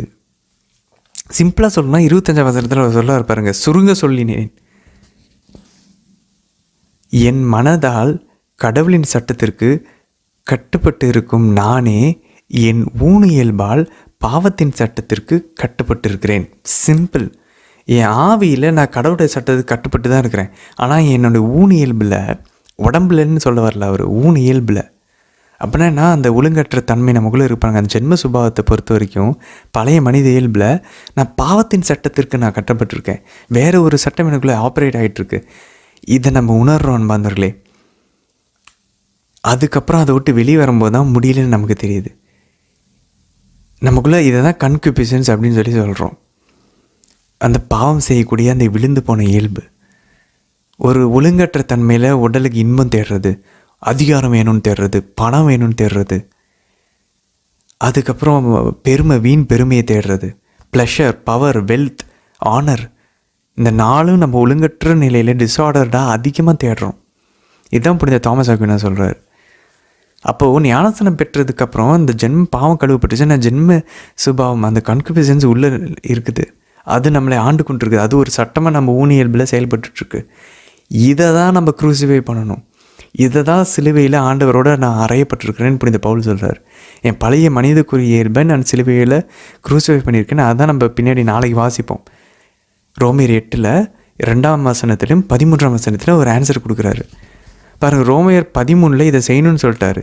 ரோமர் 13:19 7:19 என்னால் அதை செய்ய முடியலன்றாரு. 8:13 செய்கிறதுக்கான ஆன்சரை சொல்கிறாரு. எப்படி அப்போ நான் குரூசிஃபை பண்ணுறது என் உடலை? என்னால் ஃபாஸ்டிங் இருக்க முடியலையே, என்னால் முட்டி போட முடியலையே. ஆவியின் பலத்தினால தான் நீங்கள் அதை போட முடியும். அப்போ கடவுள்கிட்ட அந்த பலத்தை நம்ம கேட்கணும். பாருங்கள், அவங்க துணி வேணும்னு கேட்டாங்க, ஆண்டவர் துணிவை கொடுத்தார். அப்போ நான் ஃபாஸ்டிங் இருக்கணும், நான் இந்த உடம்பை கட்டுப்படுத்தணும். அதுக்கு நம்ம ஹெவியாக நம்ம ஆண்டவர்கிட்ட நம்ம ஜெபிக்க ஆரம்பிக்கணும். நம்ம நானே யோசிப்பாங்க, என்னால் முன்னாடிலாம் பண்ண முடியல. நான் ஜெபமாலை ஜெபிக்க ஆரம்பிச்சதுக்கப்புறம் தான் என்னால் ஃபாஸ்டிங் இருக்க முடிஞ்சு. ஜெபமாலை ஜெபிச்சதுக்கப்புறம் தான் ஆவியை ஆவிக்குரிய இயல்பில் நம்ம உடம்பை கட்டுப்படுத்துறதுக்கு எனக்கு பவர் கிடச்சிச்சு. இப்போவும் பண்ணிகிட்டு இருக்கேன். நம்ம இன்னும் ஃபுல்லாலாம் வெளியே வரல. ஸோ நம்மளும் ட்ரை பண்ணணும். நம்ம அதில் 24 வசனத்தில் பாருங்கள், அந்த ஃபேமஸான புனித பவுலினுடைய வார்த்தைகளை புனித அகஸ்தினார் அவருடைய கன்ஃபெஷன்ஸில் சொல்லுவார். இது எல்லா மனுஷ குலத்தினுடைய this is the desperate cry of humanity. மொத்த மானிட குலமும் இப்படி தான் அழுகுது. இந்த அழுகாட்சிக்கு தான் ஆண்டவர் பதிலாக நற்கருணையில் வராரு. மனித உருவம் எடுத்து இப்போ நம்ம கூட நற்கருணையில் இருக்கார். இறை வார்த்தையில் வராரு. ஜெபத்தின் வழியாக அருள் ஆவினவர் நிறைவில் வராரு. அவர் ஆவினவர் வழியாக நம்ம நிரப்புறாரு. நற்கருணையில் வராரு, இறை வார்த்தையில் வராரு, பாவசங்கத்தனத்தில் வராரு, மன்னிச்சு. என்ன அந்த அழுகை? இதுதான் நம்ம ஜெபமாக இருக்கணும் என்பதனுடைய அந்தகோ இறங்கத்தக்க மனிதன் நான், சாவுக்குள்ளாகும் இந்த உடலில் நின்று என்னை விடுவிப்பவர் யார்? wretched man that I am, who will deliver me from this corrupted body? இந்த wicked, இந்த ஒரு அழிவுக்குரிய இந்த உடலிலிருந்து என்னை சாவுக்குரிய இந்த உடலில் நின்று என்னை விடுவிப்பவர் யார்? பதில் அவரே சொல்கிறார் 25ஆம் வசனத்தில், நம் ஆண்டவர் இயேசு கிறிஸ்துவின் வழியாக கடவுள் விடுவிப்பார், அவருக்கே நன்றி. ஏன்னா அவர் தான் அந்த அருளின் முழுமை. He is the fullness of grace. யோவான் நற்செய்தி 1 அதிகாரத்தில் வாசிக்கிறோம். அப்போ பாருங்கள் முதல்ல, அப்போ வாழ்நாள் முழுசும் ஞானஸ்தானம் பெற்ற நம்ம எல்லாரும் இந்த ஆன்கோயிங்காக நம்ம பாவசங்கத்தின போகணும், மன்னிப்பு கேட்கணும், விழுவணும், திரும்ப எந்திரிக்கணும், அந்த அருள் வாழ்வில் வளர்ந்துக்கிட்டே வரணும். பாவம் குறைஞ்சிக்கிட்டே வரும். நம்ம இந்த போராட்டத்தை தொடர்ந்துக்கிட்டே இருந்தோம்னா பாவம் குறைஞ்சிக்கிட்டே இருக்கும். இது டயர்டாக இருக்குன்னு சொல்லி விட்டுட்டோன்னா ஆக்சுவலாக நம்ம எப்படி பார்த்தாலும் உனக்கு அடிமையாக தான் இருப்போம். உடம்புக்கும் சாத்தானுக்கும் உலகத்துக்கும் அடிமையாக தான் இருப்போம். அந்த கேவலமான கொடூரமான அந்த ஒரு முதலாளிக்கு நம்ம பணிவிடை செய்கிறத விட ஆண்டவருக்கு பணி செய்வோமே. அவர் சொல்கிறார், எண்ணுகத்தை ஏற்றுக்கொள்ளுங்கள், எண்ணுகம் எளிது, என் சுமை இனிது அப்படின்றார். அவர் மனத்தாழ்மையும் கனிவும் உடையவர். இவருக்கு நம்ம ஏன் அடிமையாக இருக்கக்கூடாது? இவர் நமக்காக உயிரே கொடுத்துருக்காரு. நம்ம ஏன் இந்த சாத்தானுக்கும் உடம்புக்கும் உலகத்துக்கும் நம்ம அடிமையாக இருக்கணும்? ஸோ நாளைக்கு நம்ம இன்னும் ஆன்சரை தெளிவாக பார்ப்போம். எப்படி இந்த ஊனியல்பை சாகடிக்கலாம் ஆவிக்குரிய வல்லமையினால். By the power of spirit put to death the works of flesh. ஊனியல்பின் செயல்களை தூய் ஆவின் வல்லமையினால் சாகடிங்கள், அவ்வளோதான். இப்போ ஆவினவர் எப்படி பெற்றுக்கொள்கிறது? அவ்வளோதான். ஜெபத்தினாலையும் உடல் ஒருத்தல்னாலையும். ஒரு பக்கம் இப்போ உடல் ஒருத்தர் செய்யணும், இன்னொரு பக்கம் ஆண்டவர்கிட்டருந்து அருளை வாங்கணும். இதுதான் நம்ம இந்த பைபிளை வாசித்து நற்கருணை வாங்கி ஞானஸ்தானம் பெற்று திருப்பலியில் கலந்து கொள்கிறதுக்கு அர்த்தம். எனக்கு தேவைப்படுது கடவுள், அவரோட உதவி தேவைப்படுதுன்னு உணர்ந்து இன்னும் அவரோட நம்ம நெருங்கி அவரோட ஒன்றிணைய ட்ரை பண்ணணும். இதுக்கு தான் நம்ம ஜெபத்துக்கும் கோயிலுக்கும் போகணும் அன்பர்களே. இப்போ புரியுதா நம்ம ஆனால் எதுக்கு போயிட்டுருக்கோன்னு? சரி, நம்ம அதிலே தொடர்ந்து பயணிக்கலாம். நாளை தினத்திற்கான வீடியோவில் சந்திக்கலாம். ஆமேன்.